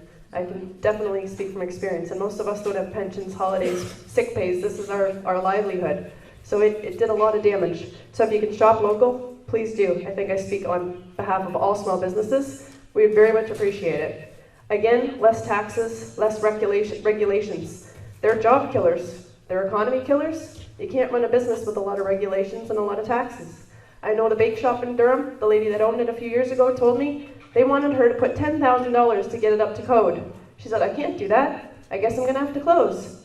Less red tape. If you want businesses in business, less red tape, less taxes, less regulations, and please shop locally.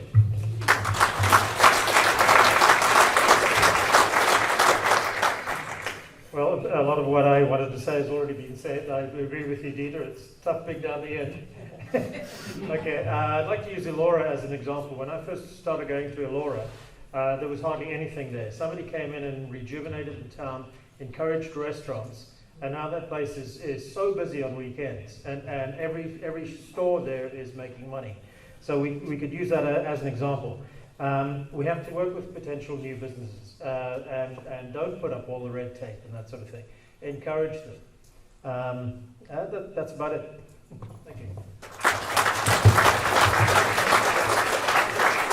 Okay, thank you so much. Okay, in the interest of time, because if we stayed here and did this the way I just set it up, we'd be here till next Friday. What I'm going to do is I'm going to read out the question. If you want to answer it, raise your hand, and I will choose, and we'll go from there. Still 1 minute to answer all that stuff, okay? But let's just see if this can kind of speed things up.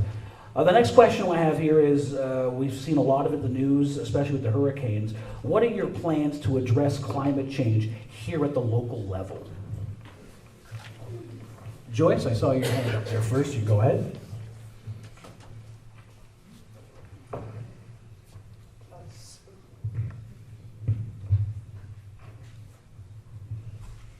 Okay, I'll be the first to admit I'm not an expert in this field by any means, but I'm open-minded and appreciate and rely on the facts and feedback from the experts. The costs associated with finding solutions are big, bigger than a municipal level of government can provide from a tax base. I feel the upper tiers in government provide the necessary studies required to accommodate change from the current climate conditions.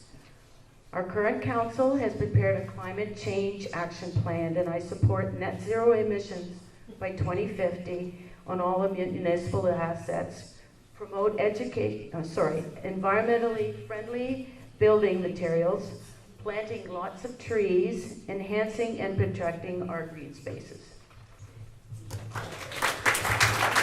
Don? Thank you, Ted.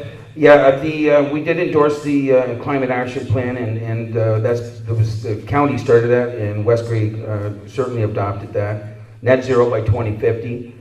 Changes wood bridges versus concrete. That certainly does less emissions. All our buildings are now LED lighting.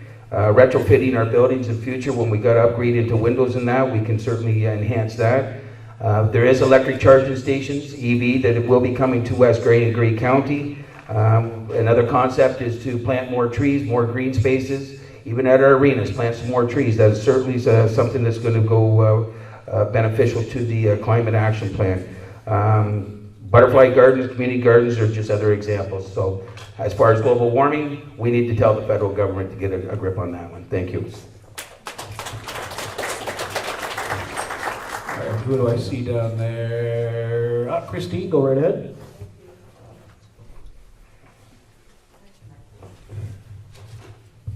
Thanks very much. I do want to say that West Grey Council does have a climate action plan, and it's absolutely necessary because we need to reduce emissions. We also need to have a smaller carbon footprint. It's absolutely necessary for that. And it's also important to have this plan because if we are applying for any grant to see a climate action plan associated with your municipality is essential, in my opinion. So by having a West Grey action plan, I think we've really put a step forward. I want to read this part, which is really resonating with me. Climate change is critical. Climate change is a critical global problem that requires urgent action.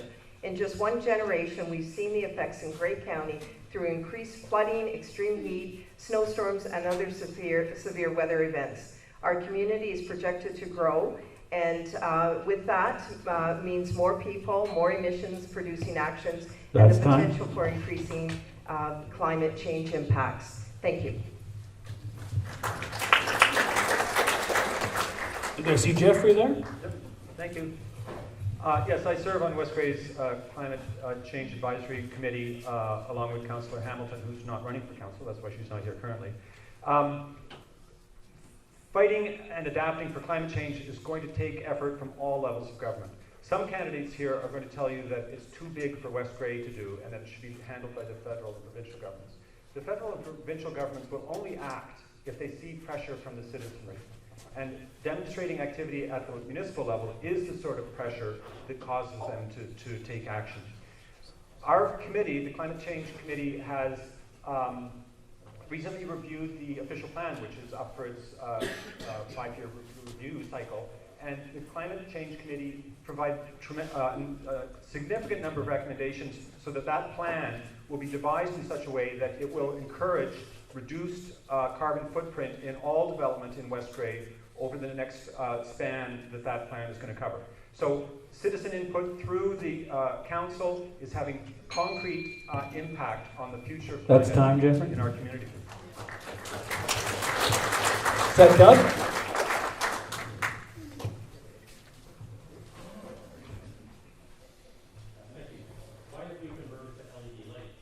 I think your mic's off. Why do we convert to LED lighting? It's cheaper. We save money. There's a lot of climate change actions that do save money when you do them. And so that's another reason for doing them. Also, it's not just you might not get a grant, depending on whether you do climate actions. A lot of them now, you have to show how you're including climate action. And if you don't, then you don't get the grant. It was interesting, we still need to do some more communication. I had a call today, and the person said to me, climate action, you can't manage climate. I said, no, but you can manage the impact of climate. And I quoted Fiona and Ian, the 2 major storms that have just hit. They're historic. There's more coming. This is not just a little passing in the wind, no pun intended. It really is serious. It really is huge. And if we don't deal with some things now, then we're not going to be here. And I mean that sincerely as a race. When you look at the jungles they're taking out in South America, isn't it strange? When they really started cutting, that's when the real problem started. Thank you. That's time. Go ahead, Dieter. Is that Dieter? Yeah.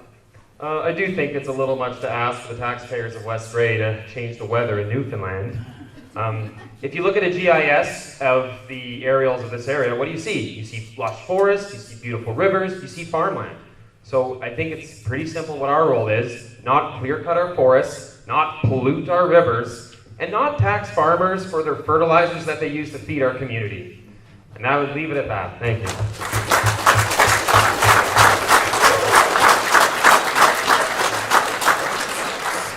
Who do I see down there? Sure. Nope. In the checkered shirt, yes. I don't have my list in front of me. I guess that's me, checkered shirt. Yes. Ted, Steve. Steve. Thanks, striped shirt.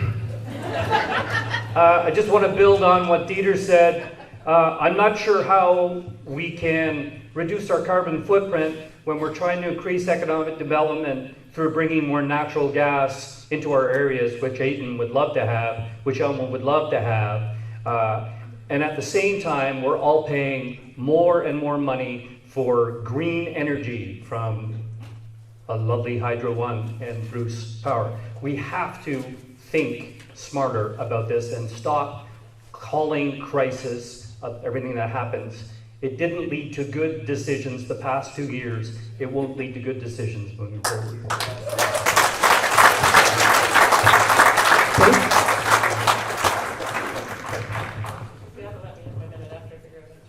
Is it on? Don't worry, I won't turn it on until you start speaking. There are ways, actually, that we can. There's a lot of federal grants out there for infrastructure, and a lot of them are available, particularly if hundreds of billions of dollars for infrastructure. And a lot of that is available if you have a plan and you apply for the grant. And some of those grants can be used for housing. NRCan has been running for 20 years. We can get our citizens to apply. It doesn't have to be the municipality to apply. If you improve your house in a way that reduces your energy load, you can get government money from the federal government. They will write you a check to increase the water tightness of your building, or the air tightness of your windows, for example.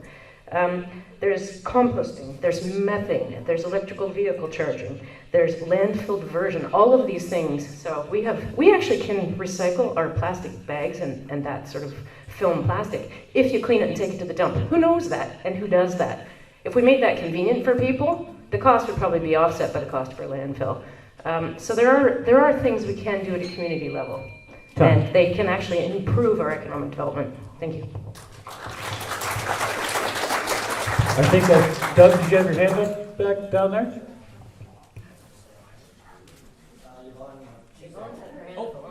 Yeah, was Yvonne first? Sorry, I can only see so far.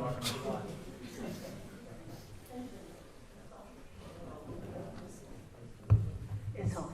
It's on? Yes, thank you. Okay, so I have to say I've been quite impressed with the efforts Westbury has made to be climate active, and it's one of the reasons I wanted to run, is because I really do support those initiatives and the fact that the climate is a major factor in municipal decisions. I believe that the climate action and related committees strive to help all of us in Westbury remain focused on the implications of a climate emergency that is not going to change or going to go away, even at the lower tier municipal level.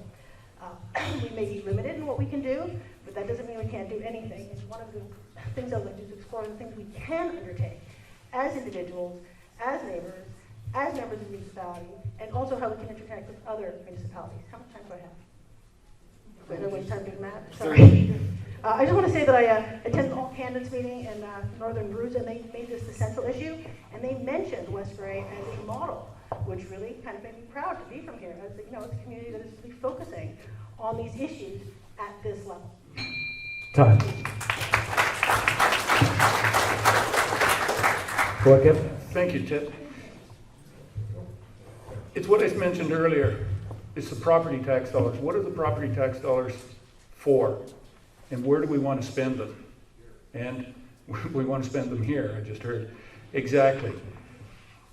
Do we have an obligation as a citizen of this country, as a citizen of Ontario, as a citizen of West Grey, to do what we can?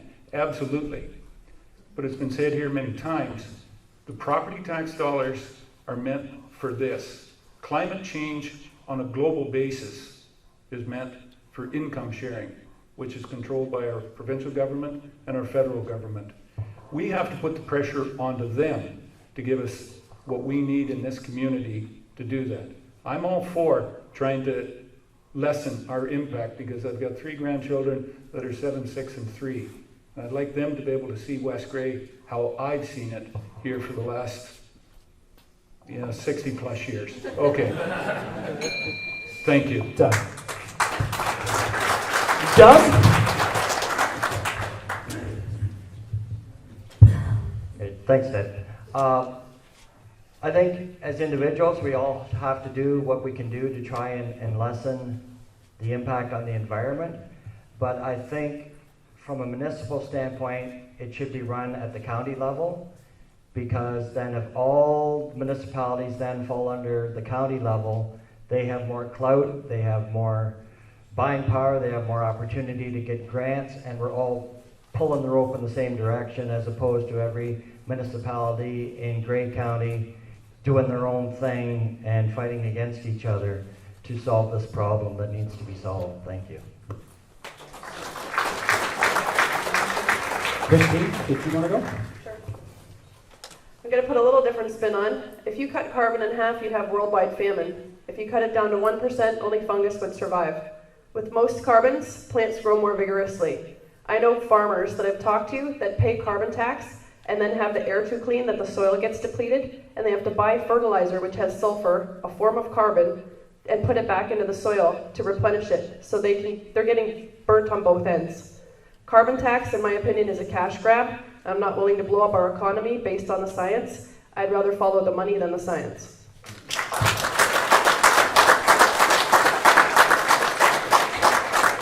Anybody else like to answer that question? Like we got it? Oh.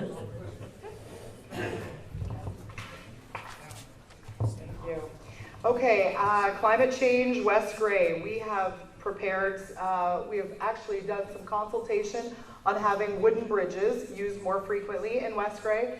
It's an asset that we have here. We have lots of timber. One of the items that we should ask for and have as a council asked for is updated flood mapping from Saugeen Valley Conservation Authority so that we can see where development can occur and that we are prepared for development in the future. FCM funding is the Federation of Canadian Municipalities. I'm always advocating to the province and to the feds through council, with council's consideration of these matters of when we can ask for a grant and how will it impact. If we take the grant money, how can we leverage that to do more than just what the grant provides? How can we endeavor to have the pilot project go for a good while? I also know that farmers know their land best and they take care of their land. So I think in our community, making sure that we have the local grassroots voice in our ear at every moment when they're planting and harvesting will be climate change locally.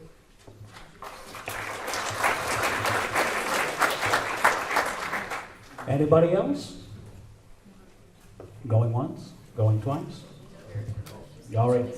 In the interest of time, we still have to get through all of the closing statements for everybody, so in order to not be here all night, we will get that going on right now. We did at the beginning, we went from the beginning, and just as we said we would, we'll go from the end this time, starting with Brian Carr. Again, there's 2 minutes for the closing for the councillors and 3 minutes for the deputy mayoral and mayoral candidates.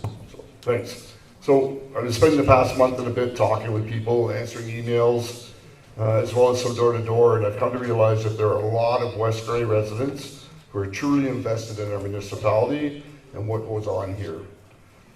I've also come to realize that there are a lot of issues that are on people's minds, issues such as policing, our dumps, the environment, Sunday hunting, that affect the whole municipality, and then there are issues that only affect our smaller communities, such as Ayton with natural gas, high-speed internet, and some more paved roads. I'm not too proud to admit that I don't have all the answers, but I will tell you that if I don't have the answer, I will not try to confuse you with a bunch of words. I will tell you I don't know, and then I'll go out and I'll try and find the answer for you and then give you the answer that I find. I promise to always be available if someone has a question or concern and you're not getting help or answers from the staff or the councillors, contact me and I will do my best to get you some answers. It may not always be the answer you're looking for, but at least you will then know where you stand. Finally, I have never been one to meekly accept what I am told. I'm not afraid to ask questions and to not only make sure that I understand where we are going, but also need to be able to explain to you, the residents, what our aim is. 30 seconds. Thank you, Brian. Heather Wright, you're up next. There's been a lot of things talked about tonight, but I think it comes down to your work ethic to make a good counselor. I do believe in standard operating procedures. I do think that I have the energy, the time, and I'm a continuous learner. I like to read, so that's a big thing. I will also make myself available to anyone who needs me. I will publish my phone number and my email, and I think that would be the best I could do. I appreciate your support. Vote for Heather Wright on Election Day. Thank you, Heather. Up next, Jeffrey Shea.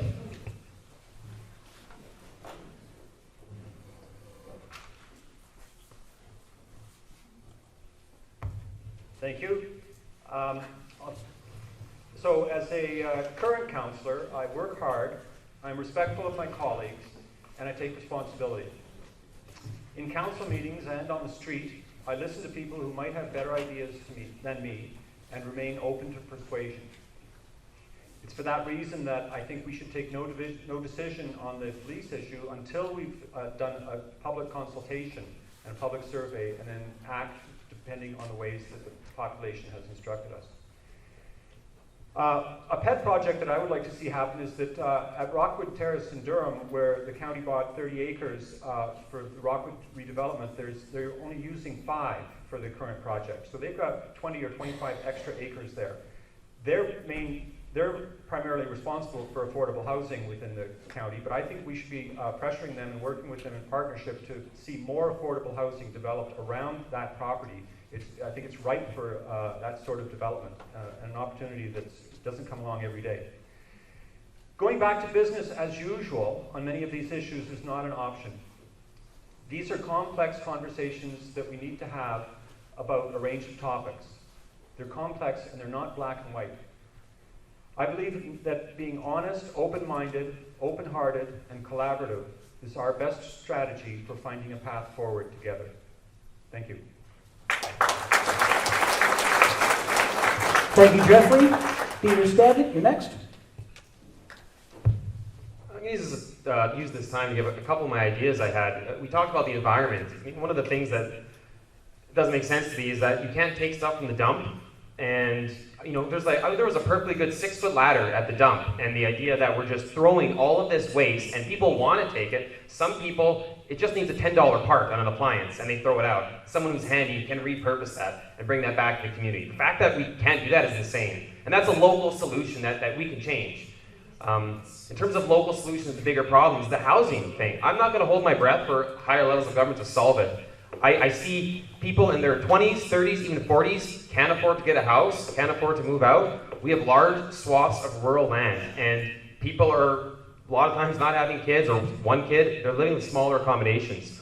If the bylaw, lower it so it's not 1,100 square foot minimum build. People want to build a smaller house, let them. If you have property and you can parcel off a section and put a small house there for your son who's 30 and still living at home, then do that. There's already contractors willing to build these homes, and there's people that are willing to live in them. All we have to do is modify some bylaws, and we can immediately alleviate the pressures from housing. Because if we don't plan for a new generation to come in and take jobs and have an affordable living, here will become a bedroom community.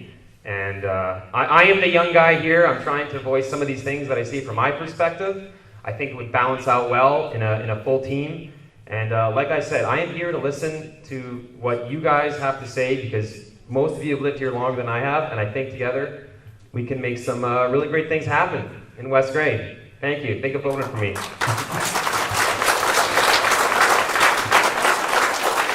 Thank you, Dieter. Christine Boyce. I believe we need to get back to basics and make things simple and not be so complicated.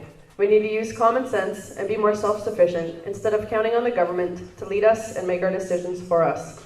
I'd rather rely on the good Lord and my own common sense and critical thinking. When it comes to government, I believe less is best. West Grey is a beautiful area and I want to see it thrive. Thank you. Thank you, Christine. Paige Cruson. Hello. You're taking words right out of my mouth, Dieter, on your comments about the affordability of housing around here. That is one of my big concerns. The affordability of groceries, just the affordability of living here. Living anywhere, honestly, in Canada right now. And I think we need to look at addressing that. I don't know how much we can do on a local level, but there are some things we can do with our bylaws to encourage live-work units, to encourage tiny homes to be able to be built, and to, there used to be a time where you could build the basement and live in it for a couple of years before you had to build the first floor. And then people would live in that, and then they'd add on a room on the back, and they'd slowly grow their house so they didn't have to take on a mortgage for a $900,000 house straight out of college. And yeah, I think, I don't know, I think there's a lot of really passionate people here who really want to serve the community, and I think whoever you vote for, you're going to end up with a good representation. And I'm very impressed with what I've heard tonight, and you know, I'd like the opportunity to serve my community, and if that happens, that's fantastic. But if it doesn't, I'm really confident that we're going to have a good council. Thank you. Thank you, Paige. Doug Hutchinson next.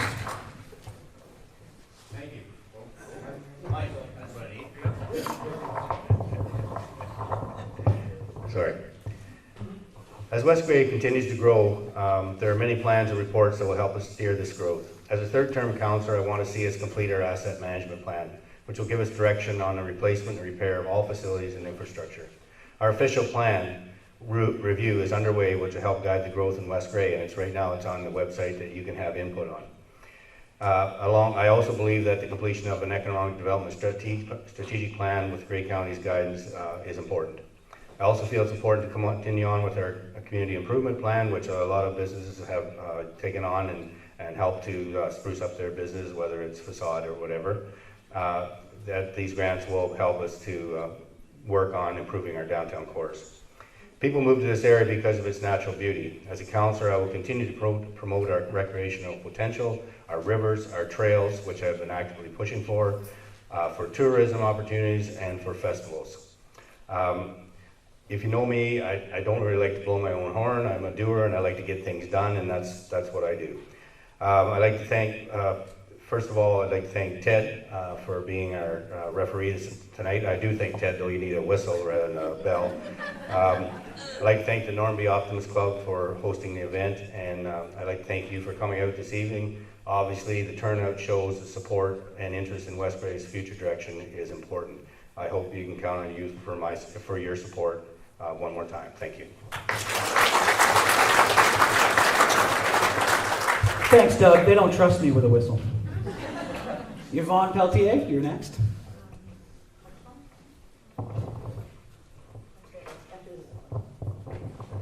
Okay, so tonight's discussion was really instructive and helpful, especially for someone who's running for office for the first time. So I am really running on my skills as well as my commitment to climate aware and fiscally prudent solutions to some of the issues that were raised tonight. At this stage, I want to stress that I would bring solid communication skills, thoughtfulness, civility, as well as good old-fashioned research and analytical ability, years of experience in that, to the office of councillor. I'm invested in this community as a resident for the long term, and I hope to see it brought into the future in the right way. I really want to be sure to protect what is best about this community. Regardless of the outcome of this election, I've appreciated the opportunity to meet with so many members of the area as I canvass and to learn more about their concerns. And I look forward to continuing these conversations during the campaign, during the weeks that are left. You may see me at your door, but also after the campaign as well. I think we need to keep talking about this. And I actually realize that canvassing is not just a campaign activity. I think it's actually something that councillors, whether I'm one or not, could actually go out to the community and make more of an effort to really just knock on doors when they can actually do things, as opposed to claim to be able to eventually do things, which is where we are at now. So thank you very much again, and I look forward to seeing you next week at the next all candidates meeting. Thank you, Yvonne. Scott Forrester, you're next.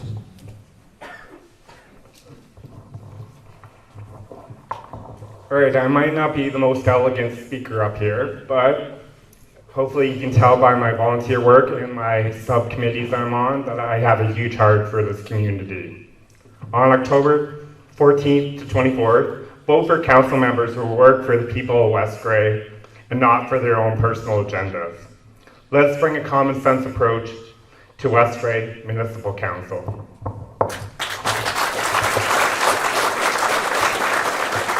Thank you, Scott. Joyce Noon's next.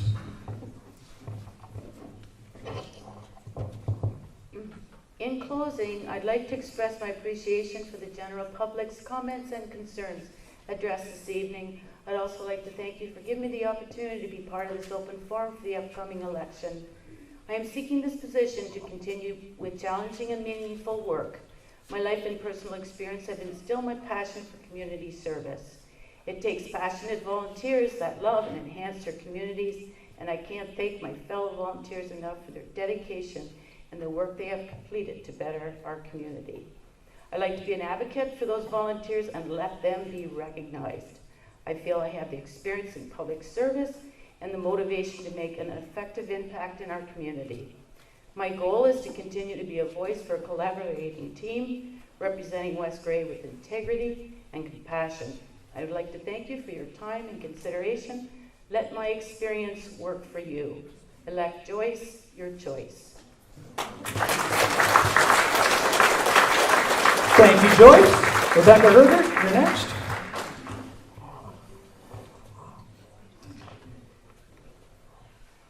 In closing, thanks so much for coming tonight and listening to everyone discuss, listen, and ask you to participate in the future. Every single one of you has an opinion. I've heard a lot of opinions over the last 6 years. We really have to figure out how to work collaboratively with the municipality for the people's benefit. I know that every single one of you wants to know where your taxes go, and I can trust you that I'm eyes wide open, very aware and attention to detail about where our budget money is being spent. I'm happy that West Grey has so much choice up here. We will have the cream of the crop, the best of the best will represent West Grey in your next council. I know our community wants to see what they're paying for. I know that their community wants to be heard, our community wants to be heard, and I am aware of the lay of the land. Sometimes there's a reason why we had to do things a certain way.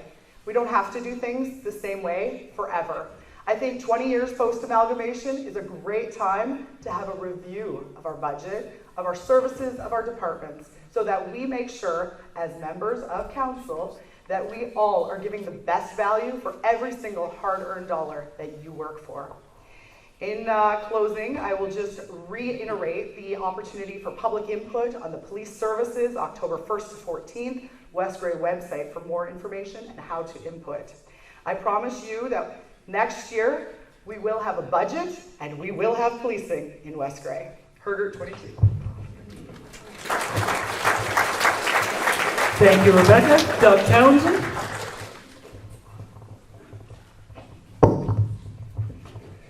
First off, I'd like to thank the Optimist Club of Normanby Township for hosting this event and for Ted for keeping us in line. You have heard many different opinions and views tonight from all the candidates, and it is up to you to decide who will form the next council of West Grey. I do not see the election process as a popularity contest, like some, with an overload of signs and splash. It is, in fact, to me, a job interview. You, the residents of West Grey, have to hire the next council. Therefore, you need to choose who you feel will best fit the needs of the municipality, who will act in the best interests at the council table, who will be open, honest, approachable with you, and give you the straight numbers, not the numbers that they want you to hear. I'm neither a flashy or a wordy person, or someone that has a lot of degrees hanging on the wall. I have been in the working world since becoming an orphan at 18, and I have worked hard to get where I am today. And now I am willing to put my hardworking values and ethics to work for you, the residents of West Grey, at the council table. So from October 14th to 24th, please vote. Please check with your family members and your neighbors and make sure they vote, because this election is very important to West Grey. Again, I am Doug Townsend. Thank you for your time. I would appreciate your vote. Thanks, everyone. Thank you, Doug. Philomena McDonald next.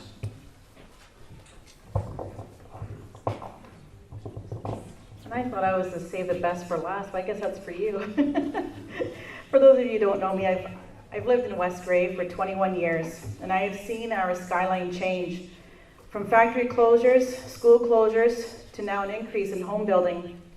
My 20 plus years experience in business will benefit you through our continuing rises and falls. My strong communication skills and customer service skills will help enable us towards reaching our goals. I will promise to work well with my council members, show respect, and at the end of the day, know that your tax dollars are being spent logically.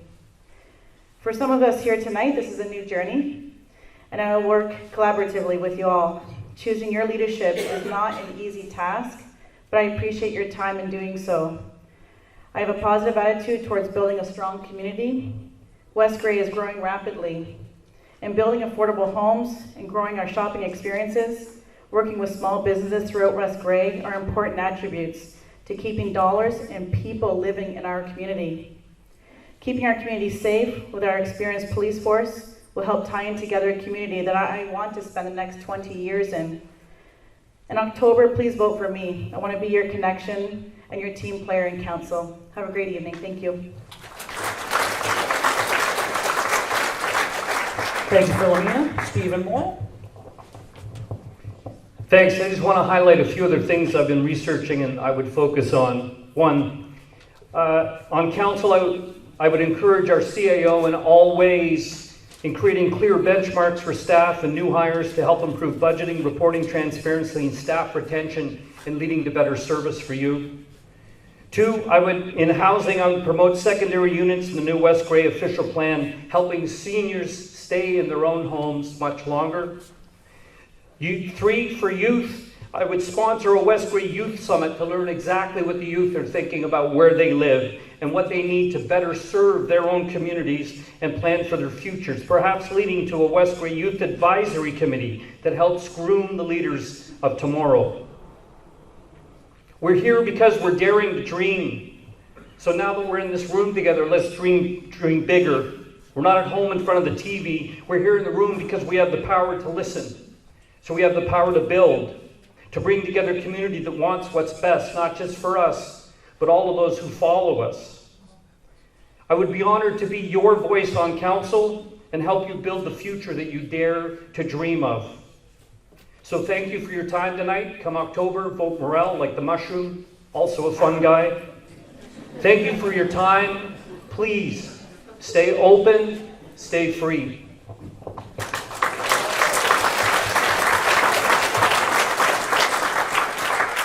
We'll move on to the Deputy Mayor's closing speeches. Since we started with Tom, we'll start with Butch Neil Addersall this time.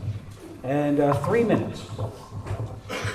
Well, I'm actually going to keep it fairly brief because I haven't been on council or anything, so I will keep it brief.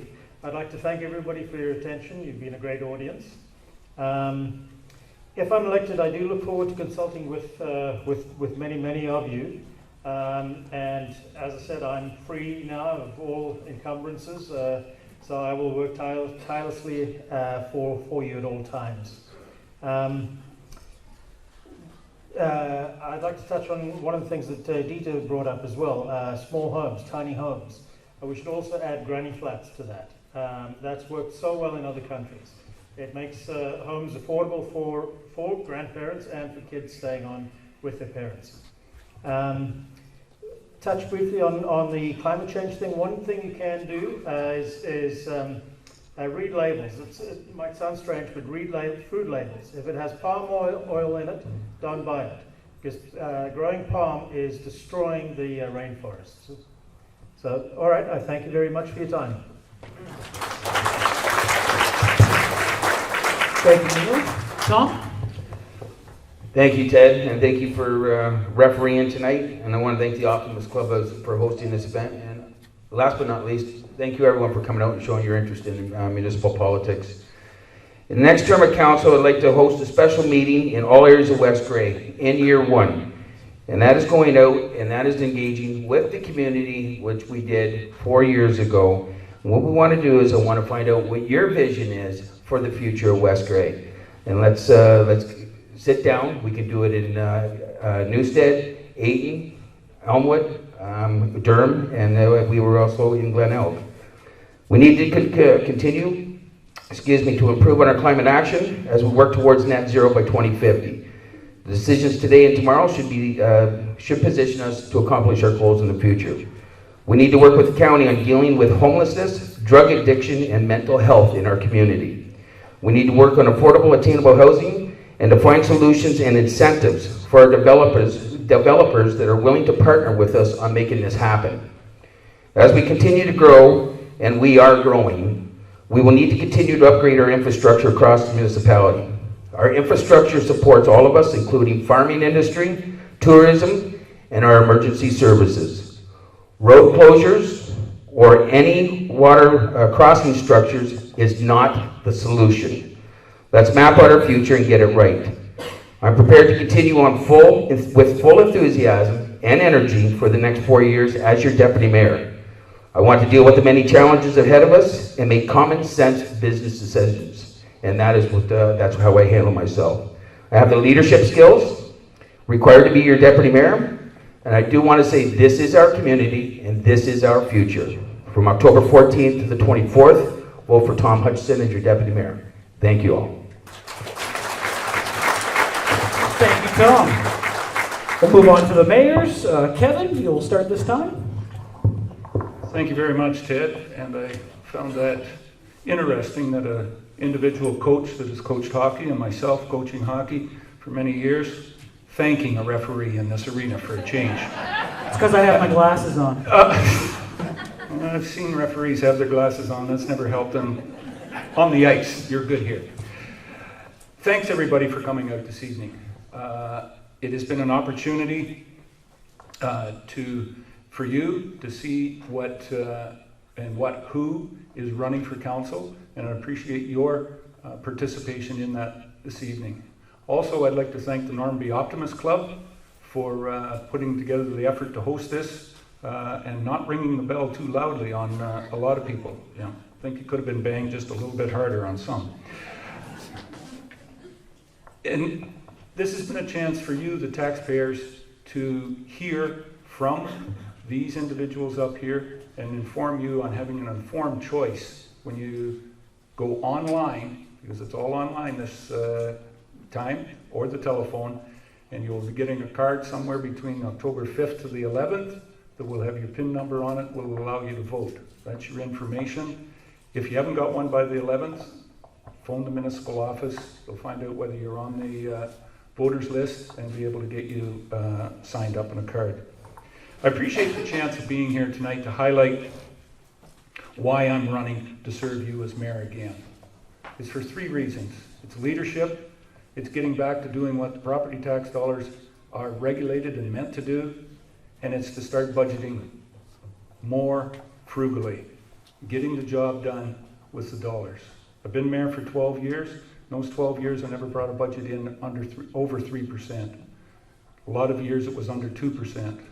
The last 4 years, we've gone from 3.7 to 6.8. It's not acceptable. West Grey has been my home my whole life, and I'm committed to serving this great community as I always have. Around the council table, we need to restore common sense and focus on making decisions in a timely fashion. I will collaborate well with my council members that you elect, and will budget in a fiscally responsible way. Your hard-earned dollars should be spent wisely. I will do just that. Once again, thank you for your participation this evening, and to return leadership to the mayor's chair in West Grey, vote Kevin Eccles, October 14th to the 24th. Thank you.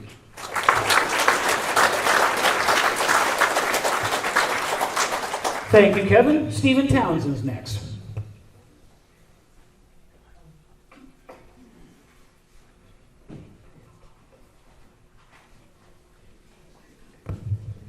Thank you very much. I'd also like to thank the Optimist Club and yourselves for showing up. There's a lot of information that's been passed along here today, and you'll have some tough choices, but I know you'll make the right ones. Leadership, that's what I was saying I'm running on, because that's what I've demonstrated, both here, in business, and ongoing. Leadership means you make the tough choices. You can be frugal, you can have a budget, but when it comes down to it, you only have so much money to do so many things, and you need to do it where you need to do it. Some of the things that have come out in the last few years are different than they were 4 or 8 or 12 years ago. The focus is different. The dollars are different. The way you get funded from the province is different, and you need to know that. I'm also known for my integrity and my hard work. I also will not ever hold information back from council under any circumstances like has happened during this previous council. That is not what you should do. That's not how you behave. In order for us to do our job, we must have the information. It must be open and it must be shared. You make, again, the tough decisions. And if you decide wrong, you've got a problem. and that's where I think we are today. So I am willing to work as hard as I have on any of the projects I've done. I have a passion for West Grey, and I'll do everything I can to make it successful. As far as some of the suggestions that have come out here, it's kind of interesting. We have granny flats. We actually got that in. We have second homes on a property. We actually have that in. The county has it. We're in the process of doing our plan. Because it's not updated, we make changes to that in amendments until it is in place. But those are happening. The people that have vacant properties no longer get the discount on tax. We did that. There's a ton of stuff that you hear that is done and people want to do. So I'm pleased to say we've already done it. We'll continue to work at that level. We'll continue to look forward. And I thank you to consider me in the October 14th to 24th period for the mayor of West Grey. Thank you. Thank you, Stephen. Christine Robinson. Thank you very much, and it certainly has been a wonderful evening, full of information for everyone. I am grateful for the opportunity to be mayor of this wonderful municipality. I'm committed to serving West Grey to the best of my ability. I get things done, ensuring that West Grey is thriving and progressing. I'm a dedicated leader, committed to ensuring that the quality of life for West Grey residents, business owners, agricultural community, and future generations are held in high regard. Under my leadership, we have improved infrastructure. We have improved the downtown cores, improved recreational opportunities, and so much more. We will continue to improve now and in the future. My platform is focused on citizen-centered municipal government, continuing to improve existing municipal infrastructure and assets, balancing fiscal responsibility, investing in our economic future, continuing the partnership with the other orders of government, and promoting transparency. Growth and infrastructure go together. You'll see construction everywhere in West Grey. Whether it's homes being built, infrastructure improvements, or reconstructions, it means West Grey is progressing, ready now and ready for the future. I'm proud of the community building accomplishments to date. However, I believe we must keep going. There is more hard work ahead, and I will carry on the job of building a bright future for our community. I will listen, I will continually strive to improve how information is delivered, received, and communicated. It would be my honor and my privilege to be re-elected as mayor in order to continue to serve you in the next 4 years. Please vote Christine Robinson for mayor.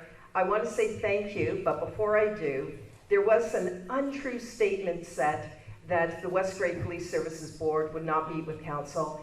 That's incorrect. That is very untrue. And you can see that in various council agendas. So when an untrue statement is made, I'm certainly going to stand up, be loud and clear, and say it's incorrect. I won't stand for that. So please vote Christine Robinson for mayor.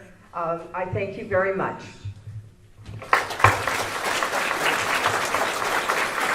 Thank you, Christine.